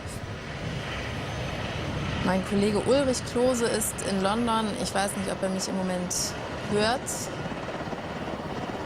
Barack Obama ist auf jeden Fall in Europa gelandet. Von Washington ist er direkt nach Dublin geflogen. Das ist der Auftakt seiner 6-tägigen Europatour, und es geht, wie gesagt, morgen weiter nach London, und dann geht es nach Frankreich und auch noch nach Polen in Deauville, dem französischen Örtchen. Dort tagen die G8-Staaten. Da ist Barack Obama natürlich auch ein wichtiger Gast, aber er wird auf dieser Europatour deutliche Worte anschlagen. Zum Beispiel wird er sagen, wenn Europa ein Global Player bleiben will, muss es sich mehr anstrengen. Ob Militäraktion in Libyen und Hilfe für Nahost.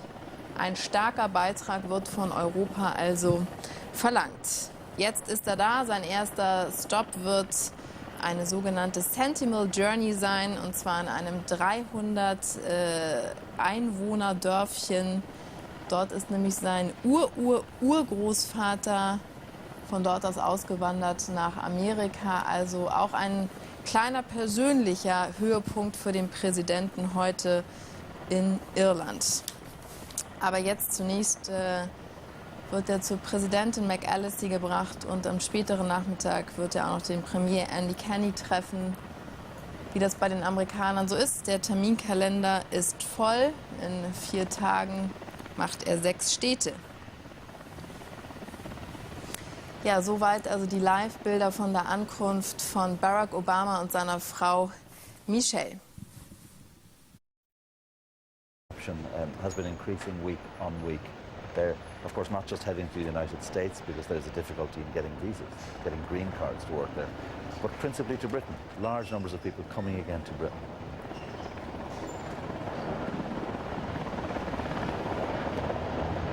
So it was just a brief greeting there at Dublin Airport. Heading now to Phoenix Park, just west of Dublin city centre, one of the largest walled city parks in Europe. We're told that President Obama and President McAllister will be talking, of course, about the Irish economy, the special relationship between Ireland and America. We're told that President Obama will also be thanking Mrs. McAllister for her contribution to the peace process in Northern Ireland.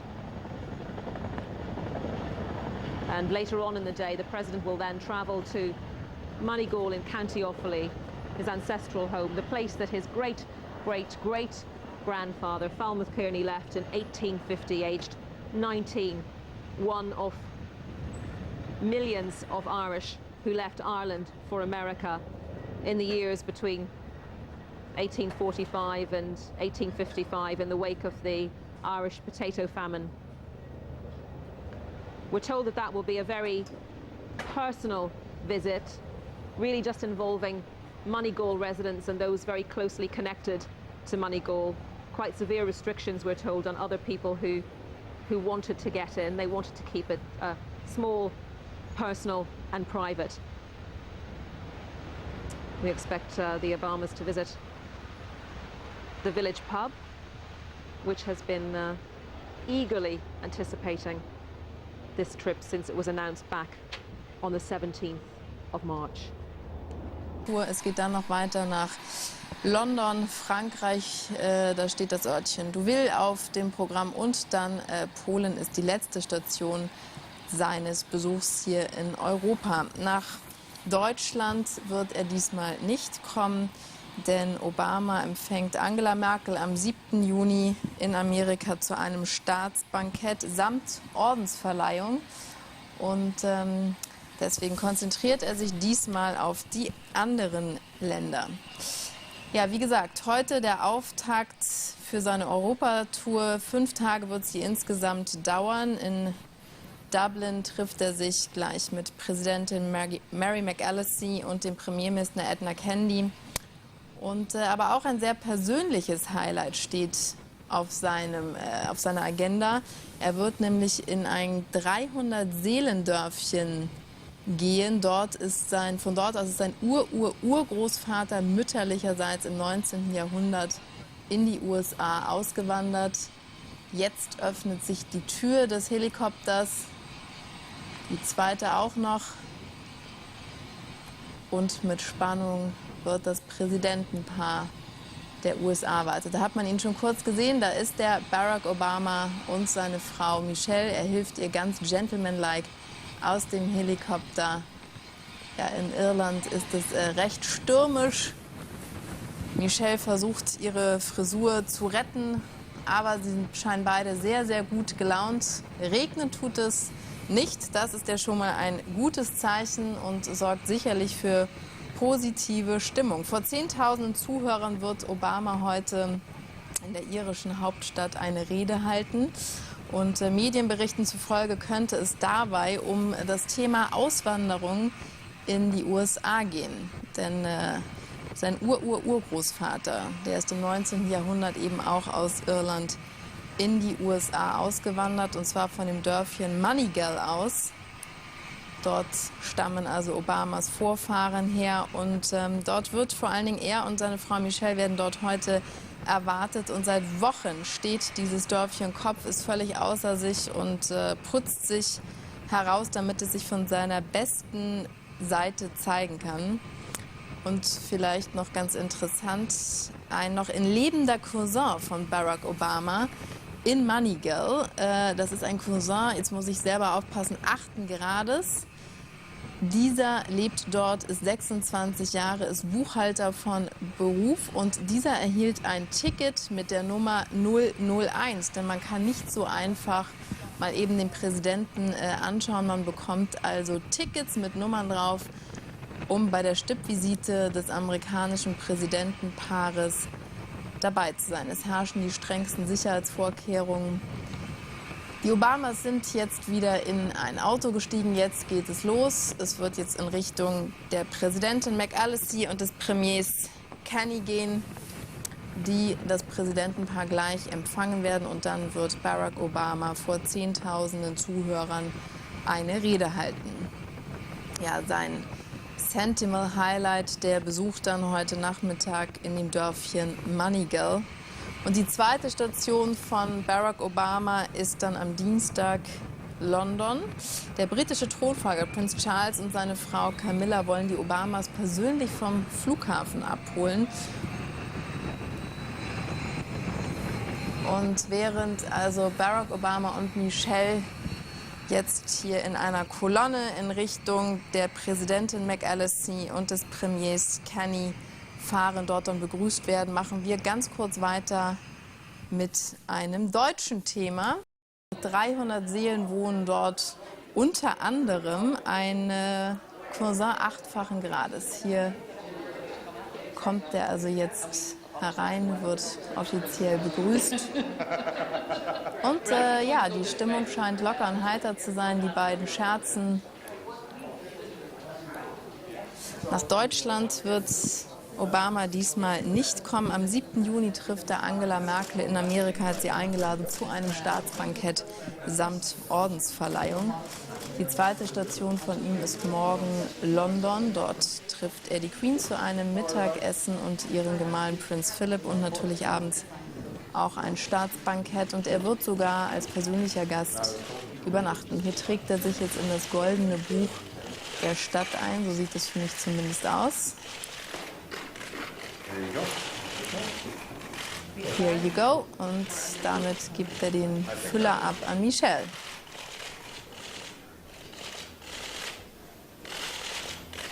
Sie scheint doch etwas mehr reinzuschreiben als der Präsident, vielleicht noch einen Gruß oder einen guten Wunsch mehr.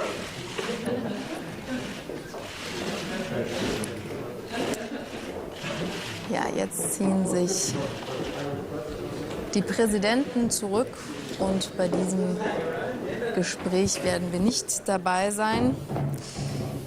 Ja, nachdem er dann morgen das royale Programm absolviert hat, stehen dann noch Gespräche mit Premierminister David Cameron in London auf dem Programm.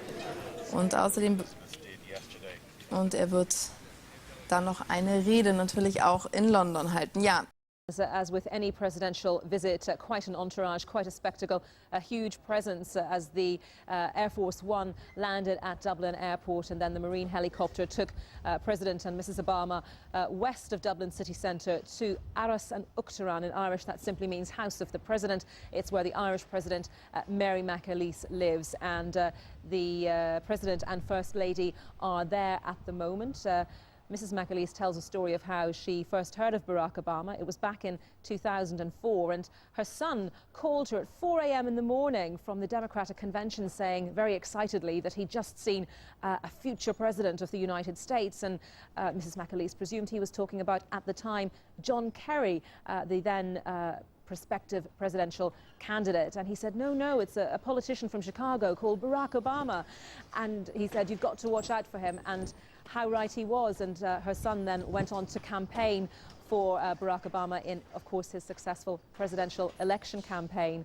Well, with me to talk a bit about the possible impact of this visit now is Dr. David Fitzgerald. He's from the Clinton Institute for American Studies at University College Dublin. There's a clue in the name there. Obviously, the Institute is a result of the many visits by President Bill Clinton to Ireland. What do you think the impact of President Obama's visit will be? Well, I think for American politics, I think it's going to be about Obama's election campaign. It's about Obama rooting himself in sort of an ethnic white identity, making himself part of the sort of the American story in a more conventional sense than he already is. Should we read too much into that, though? Yes, there are 36 million Americans who claim Irish ancestry, but should we be careful about extrapolating too much from that? Sure, I mean, that's reasonable. I mean, I think the 36 million figure bandied about, you know, Irish America isn't as strong as it was, but I think, going back to this idea of ethnic whiteness, I think there is an element there of using Irish America as a shorthand for the Catholic vote in that sense. Certainly, I mean, it's a long way out from the election, but it's sort of, this is part of, you know, sort of a longer campaign, I think. And let's talk about what you think the importance of this will be in terms of the impact on Irish politics and on the relationship between America and Europe. Well, I think in terms of Irish politics, it should give a psychological boost to Ireland. Right after the Queen's visit, of course, I think people will be paying close attention to what the President says tonight. I think he's expected to offer some sort of words of hope and solidarity, which I'm told he's quite good at. And I think that in itself will give a boost. As regards relationship with Europe more broadly, I mean, I think this is quite an easy visit for him in a sense compared to what he's going to face in London and certainly in France with the G8 meeting. So it's sort of a sort of more about pleasantries than about hard politics in some sense. Okay, Dr. David Fitzgerald from the Clinton Institute, thank you very much indeed. And yes, this morning, this will be the more formal part of the day. Talks with the Irish Prime Minister, Taoiseach Enda Kenny, also on the agenda for Mr. Obama. Later on, he's off to Moneygall, the little village in County Offaly, where his great-great-great-grandfather once lived, Falmouth Kearney, who left County Offaly back in 1850 at the age of just 19 to head off to America, and then a public event here in Dublin city centre later. For now, from Dublin, back to you. Thanks very much indeed, Anita. More from you from throughout the day from Ireland. Ash clouds could affect European or transatlantic flights by midweek if the eruption continues. Many say they're optimistic given the wind patterns, but it's not really predictable right now. Last summer, air traffic across Europe was totally paralyzed for 6 days when another Icelandic volcano erupted. A deadly tornado swept through America's Midwest, part of a wild weather front stretching from Wisconsin in the north to Texas in the south. In Joplin, Missouri, homes were flattened and cars were tossed by a twister. A Red Cross official says that 3/4 of the city has just been wiped out. The National Guard has been sent to Missouri to help search for the missing. It's total devastation with the hospital down, the high school down, other areas. The bottom line is we declared a state of emergency. We've ordered the activation. We have guardsmen, boots on the ground there now. We've also brought in for search for survivors, and with the number of buildings that are down, we brought in Task Force 1. This was a group out of Columbia, Missouri that helped in 9/11 to search for survivors and has worked throughout the world. We want to make sure that if there are folks that are injured but covered, that as the night gets dark, that we're out there making sure that we can get as many survivors as possible. For more on this deadly tornado that ripped through the U.S. state of Missouri, let's go to our meteorologist, Ivan Cabrera. Ivan? Yeah, we're talking about just an incredible tornado here. These are just town-erasing tornadoes, the kinds that we had in Alabama here. National Weather Service crews are going to be out there, and from the pictures that I've seen, I would not be surprised, again, if this is going to be on the EF4, EF5 scale. When you have 75% of a town completely obliterated here, those are the kind of winds we're talking about here. So we'll pay attention to what the survey crew says. It's probably going to take a few days to get the final report here. There, the explosion, explosion of thunderstorms that we had through the day on Sunday. The weather front continues to move off to the east. Weather threat diminishing significantly, so our good friends in Joplin there are going to be recovering with just some scattered showers behind us. Certainly not expecting a severe weather for today, so excellent news here.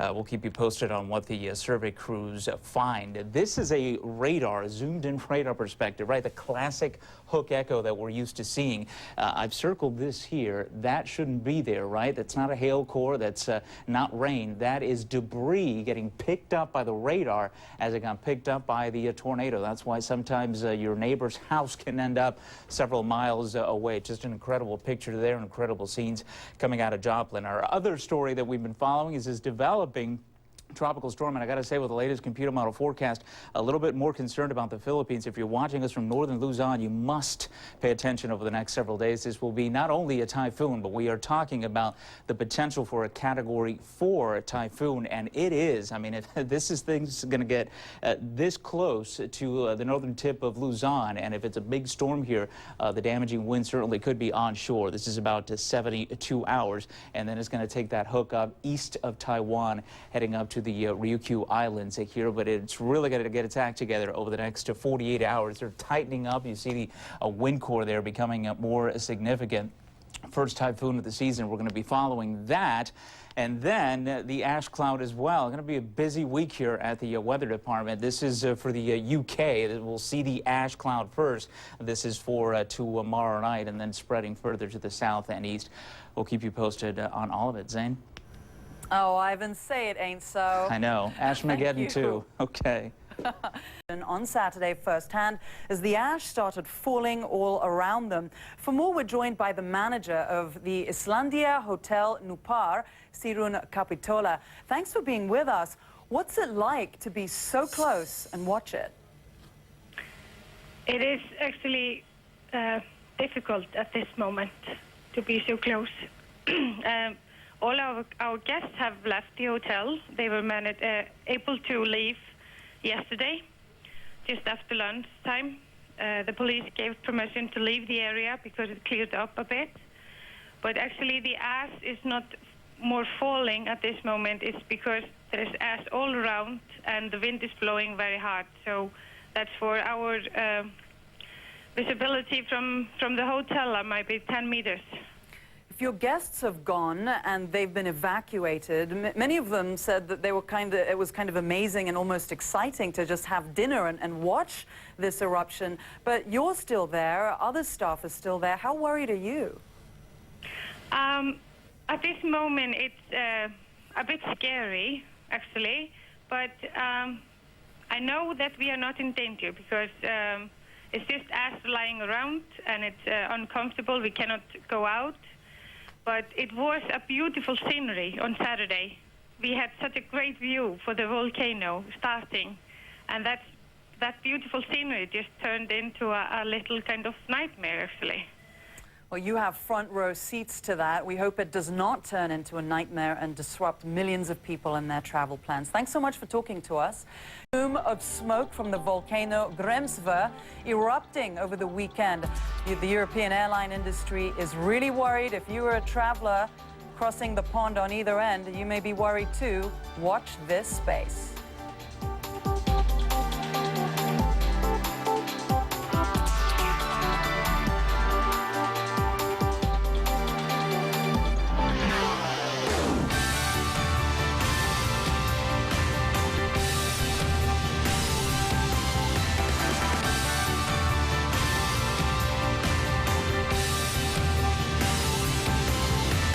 Sie sehen hier die riesige Aschewolke des isländischen Vulkans Grímsvötn. Bis zu 20 Kilometer steigt sie in den Himmel und sie legt derzeit unter anderem auch schon den Flughafen der Hauptstadt Reykjavik lahm. Dass er heute wieder öffnet, ist eher unwahrscheinlich. Im Umkreis von bis zu 100 Kilometern fällt nämlich ein weißer Ascheregen. Und langsam wächst die nicht unberechtigte Sorge, dass auch unser Flugverkehr bald betroffen sein könnte. Und deshalb begrüße ich hier im Studio unseren Wetterchef Christian Heckel. Hallo Katja. Christian, wenn wir die Bilder sehen, denken wir natürlich unwillkürlich an den Vulkan mit dem unaussprechlichen Namen Eyjafjallajökull. Wir einigen uns auf Jökull. Wir nennen ihn beim Kosenamen, ganz genau. Damals war ja der komplette Flugverkehr wegen der Winde über Europa wochenlang gesperrt. Kann das jetzt auch wieder passieren? Ganz kurzfristig nicht, Katja. Die Aschewolke breitet sich im Laufe des heutigen Tages zwar Richtung Nordschottland, also in unsere Richtung aus. Sperrungen sind aber heute noch nicht zu erwarten, abgesehen jetzt von Island selbst. Und die weitere Ausbreitung zeigt dann, dass die Wolke, wenn sie Schottland erreicht hat, dann eher nach Osten ausbreitet, dabei wahrscheinlich Norddeutschland streift, aber nicht mit den hohen Konzentrationen. Die sind hier rot eingefärbt und bleiben bis Mittwoch eher über Skandinavien. Also bis Mittwoch für uns eher Entwarnung und danach? Ja, ab Mittwoch, da gibt es mal eine kurze Pause und dann könnte Westfrankreich und Nordspanien betroffen sein, aber nur, wenn der Vulkan auch wirklich so weiterspuckt. Also er soll sich beruhigen, genau, wünschen wir uns zumindest. Vielen Dank, Christian. Gerne. Vormittag landete er mit seiner Frau Michelle auf dem Flughafen von Dublin. Ja, neben Gesprächen mit der irischen Präsidentin McAllister und Premierminister Kenny steht der Besuch eines 300-Einwohner-Dorfs auf dem Programm. Und jetzt gehen wir auf die Live-Bilder, denn ein viel beachteter Besuch des US-amerikanischen Präsidenten. Und der hatte einen Marathon vor sich. Irland, Großbritannien, Frankreich, Polen. Barack Obama also mal wieder auf Europatour. Tja, wichtig, die Botschaft, der alte Kontinent muss in der Weltpolitik mehr tun. Das ist seine Botschaft, während er hier also in Irland herzlich empfangen wird. Er will ja auch noch die Ursprünge seiner Familie besuchen. Ein kleines Dorf steht auf dem Programm. Dort lebte nämlich einst der Urgroßvater von Barack Obama. Und das ist natürlich für ihn ein Höhepunkt sicher dieser Reise. Wie gesagt, danach Großbritannien, Polen und dann das G8-Treffen, der G8-Gipfel im französischen Deauville stehen noch an. Ja, soweit die Bilder, die wir Ihnen immer wieder mal live zeigen wollen. In diesem viel beachteten Besuch nach Deutschland kommt der Präsident diesmal nicht, aber das Weiße Haus ließ vermelden, dies habe nichts damit zu tun, dass man kein sehr gutes Verhältnis zu Deutschland habe, sondern einfach das Programm sei nun mal so installiert worden. 6 Tage, 4 Länder, das ist ein flottes Tempo. Und diese erste Station eben Irland, ja auch so etwas eben wie dieses Sentiment.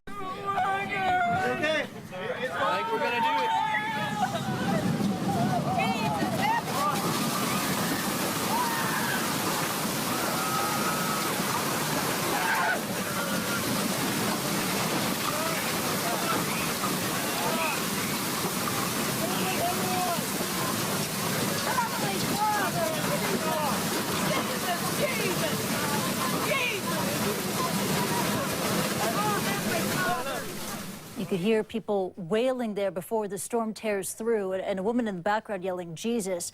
That chilling clip, it was posted onto YouTube. And as darkness fell, the extent of the destruction was still unclear. But morning has shown what one storm chaser calls complete devastation. A short time ago, city officials reported at least 89 deaths. Emergency crews are searching for more victims under the rubble. Now, the U.S. has seen a number of deadly tornadoes in recent weeks. Mari Ramos joins us from the World Weather Center. Mari, why have we seen this uptick in extreme weather activity there in the States? I think it's been one of those things, Christy, where these tornadoes have hit in areas that are populated. Usually we see tornadoes in less populated areas, and even though they can be just as strong, we don't see this kind of devastation. We had the situation in Alabama and here in the South in Georgia just at the end of April, and that was 28 tornadoes hitting populated areas again. So it really is not so much that we've seen this huge uptick in tornadoes. It's just the areas that have been affected, I think. The preliminary reports show about 1,100 tornadoes so far this year, but that's a preliminary number. We can see that number change as we head through the next few days, and that would be about twice the average if that does pan out, but that hasn't happened yet. As far as deadly tornadoes, this is very significant as well. If you take the last 3 years to combine, Christy, you will find that we have had twice the amount of deaths so far this year than the entire 3 years. Twice as many. 363 deaths so far from tornadoes, and that's not counting what happened in Missouri so far. Let's go ahead and roll the video of that twister. Look at this. This is really amazing. This is the tornado that hit in Joplin, Missouri. Oh my gosh, it's talking about the force of this storm, catching many people by surprise. Reports are saying that the tornado was not only rain wrapped, which is makes it difficult to see the storm, even though it was daylight, catching many by surprise. We were expecting the severe weather in this area, just nothing like this. And of course, when we talk about densely populated areas that get hit by storms, this is what you end up with. So far, there have been 47 deadly tornadoes in the U.S., not counting what happened in Missouri just yesterday. That's about twice as many. Normally, by now, we would have about 22 tornadoes so far. This is what it looked like on the radar, and this is one of the things that meteorologists use to give those warnings, and you can see that hook echo around this area right here. This is the indication of the tornado. The tornado itself, right in this area, there is Joplin, Missouri. This picture taken right when the tornado was hitting that region. Christy, back to you. All right, Mari, thank you very much for the picture of these storms as well as the explanation just then. We could take you live now to Missouri. Brian Todd joins us now from St. John's Hospital, which took a direct hit, total devastation there. What are you seeing behind you? Christy, we'll show you what we're seeing here. Our photojournalist John Person and I can walk a few feet and kind of show you, get a closer view of the St. John's Regional Medical Center here. Took a direct hit, as you mentioned. Look at the top of the building. Looks like part of that has been sheared off. Most of the windows in the facade here have been damaged. We're told that there were hundreds of people inside here, that they got everyone out. No word on specific numbers of casualties right now coming from this building. One interesting thing that we heard was that there were x-rays from this building found 70 miles away from here, 70 miles away in Dade County, Missouri. So we saw a gurney actually that was tossed around and thrown down the street, probably 4 or 5 blocks. There's a downed helicopter over there that was tossed off its helipad on its side. The front of it sheared off, the rotor's completely taken off. I mean, this is devastation on a scale that people here have really never seen. City officials tell us that 25 to 30% of the city is completely, well, it has suffered severe damage. Not completely destroyed, but suffered very severe damage. But if you walk around here, it looks like it's completely destroyed. The landscape is unbelievable. Houses completely flattened, just not even there. Trees uprooted, power lines down, cars like this over here. Look at this. Look at the wreckage of these cars over here. They're thrown on top of each other. They're thrown against buildings. They're thrown onto properties, onto trees. This is all over the place for miles and miles as far as you can see. So, you know, what they're telling us is right now, 89 confirmed deaths. Christy, that is certain to go up. Hundreds of injuries. They're warning people, just be very careful when you go back to your homes because there are gas leaks, there are possible fires, down power lines. It's still a very dangerous situation here, Christy. It is unbelievable, these images of the storm's aftermath that you're sharing with us live there from Missouri. Now, in that building behind you, the hospital, no doubt there were people there when this storm struck, 7 p.m. local time on Sunday night. What about the survivors? Have you talked to them about what it was like when the tornado struck the hospital and how they managed to get through it and to escape? Well, the survivors, we're actually just trying to find them right now. Most of us just got on the scene a short time ago. We're trying to locate survivors. We hope to be able to speak to some of them later. We have spoken to some people who were first on the scene here, some people who work at the hospital who say that it just came upon them fairly suddenly. One person, a storm chaser around here, said that it was, quote, rain-wrapped, which was a problem, meaning there was such a driving rainstorm at the time that maybe part of the tornado could have been obscured and people maybe didn't get a great view of it.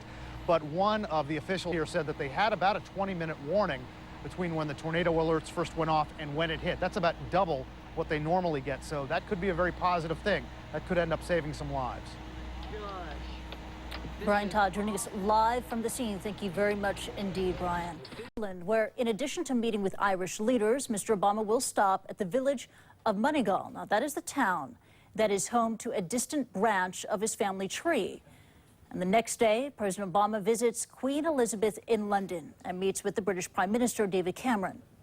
After that, Mr. Obama attends the G8 summit in Deauville, France, where he is expected to hold talks with the leaders of Russia, France, and Japan. And the last stop, Poland, and possible talks with the Polish Prime Minister over the possibility of basing U.S. fighters in his country. And we can go live to Ireland right now. Fionnuala Sweeney joins us live from Moneygall. And Fionnuala, I understand that President Obama, he had talks earlier today with his Irish counterpart. What is the latest on that?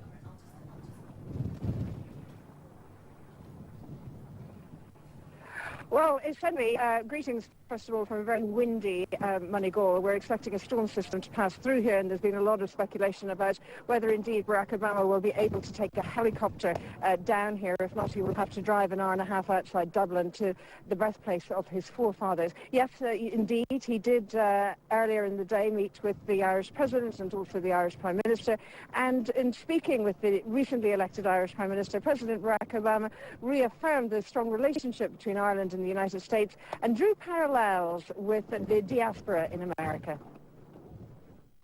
Obviously, it is not just a matter of strategic interests. It's not just a matter of foreign policy. For the United States, Ireland carries a blood link with it.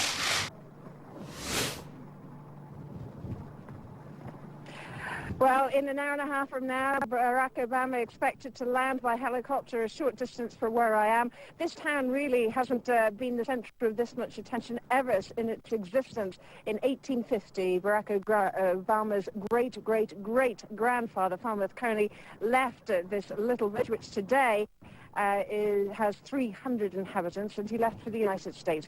And Barack Obama is related to him through his mother. He will visit the locals. All have been in a state of high dudgeon over the last few weeks since it was discovered and announced that Barack Obama would visit here. He's expected to spend around 45 minutes to an hour here before travelling back to Dublin, where he's expected to make a major speech in the centre of the city later on this afternoon. In the meantime, Christy, back to you. Mari. Christy, here we go again, huh? But you know what? This time around, things are a little bit different. Yes, this is a very large volcano, possibly larger than that other volcano in Iceland that erupted last year. Let me go ahead and show you what we're talking about. This is the volcano. It's underneath a glacier. It erupted back in 2004. One of the big concerns with this not only is the ash cloud, but also the fact that it is underneath the glaciers. There's going to be a lot of melting here, and for surrounding communities, the potential for flooding. There's also, of course, the ashfall. The areas, the people most affected are going to be the people that live closest to the volcano. We can't forget about that. This is fairly close to the Eyjafjallajökull volcano, the one that erupted last year and caused all of those problems across this area here of northern and western Europe. However, the weather patterns are a little bit different this time around. Even though these explosions, these eruptions are actually quite large, the weather patterns are different. They're not taking the ash directly into Europe and into the path of those transatlantic flights as we had seen last year. Even though we are going to see some problems with volcanic ash, and that's what we have highlighted for you here in this volcanic ash advisory, from the surface to about maybe, 12 kilometers, about 35,000 feet, we could see the problems with ash, and it will be affecting mainly, we think, Ireland, Scotland, northern parts of the UK here. That will be the area of concern, and we could see some travel delays associated with that as we head through the day tomorrow. Not sure yet if this is going to affect other parts of Central or Western Europe, but we'll of course continue to monitor. This is something that changes quickly, so you do need to stay tuned if you have travel plans in this area. Back to you.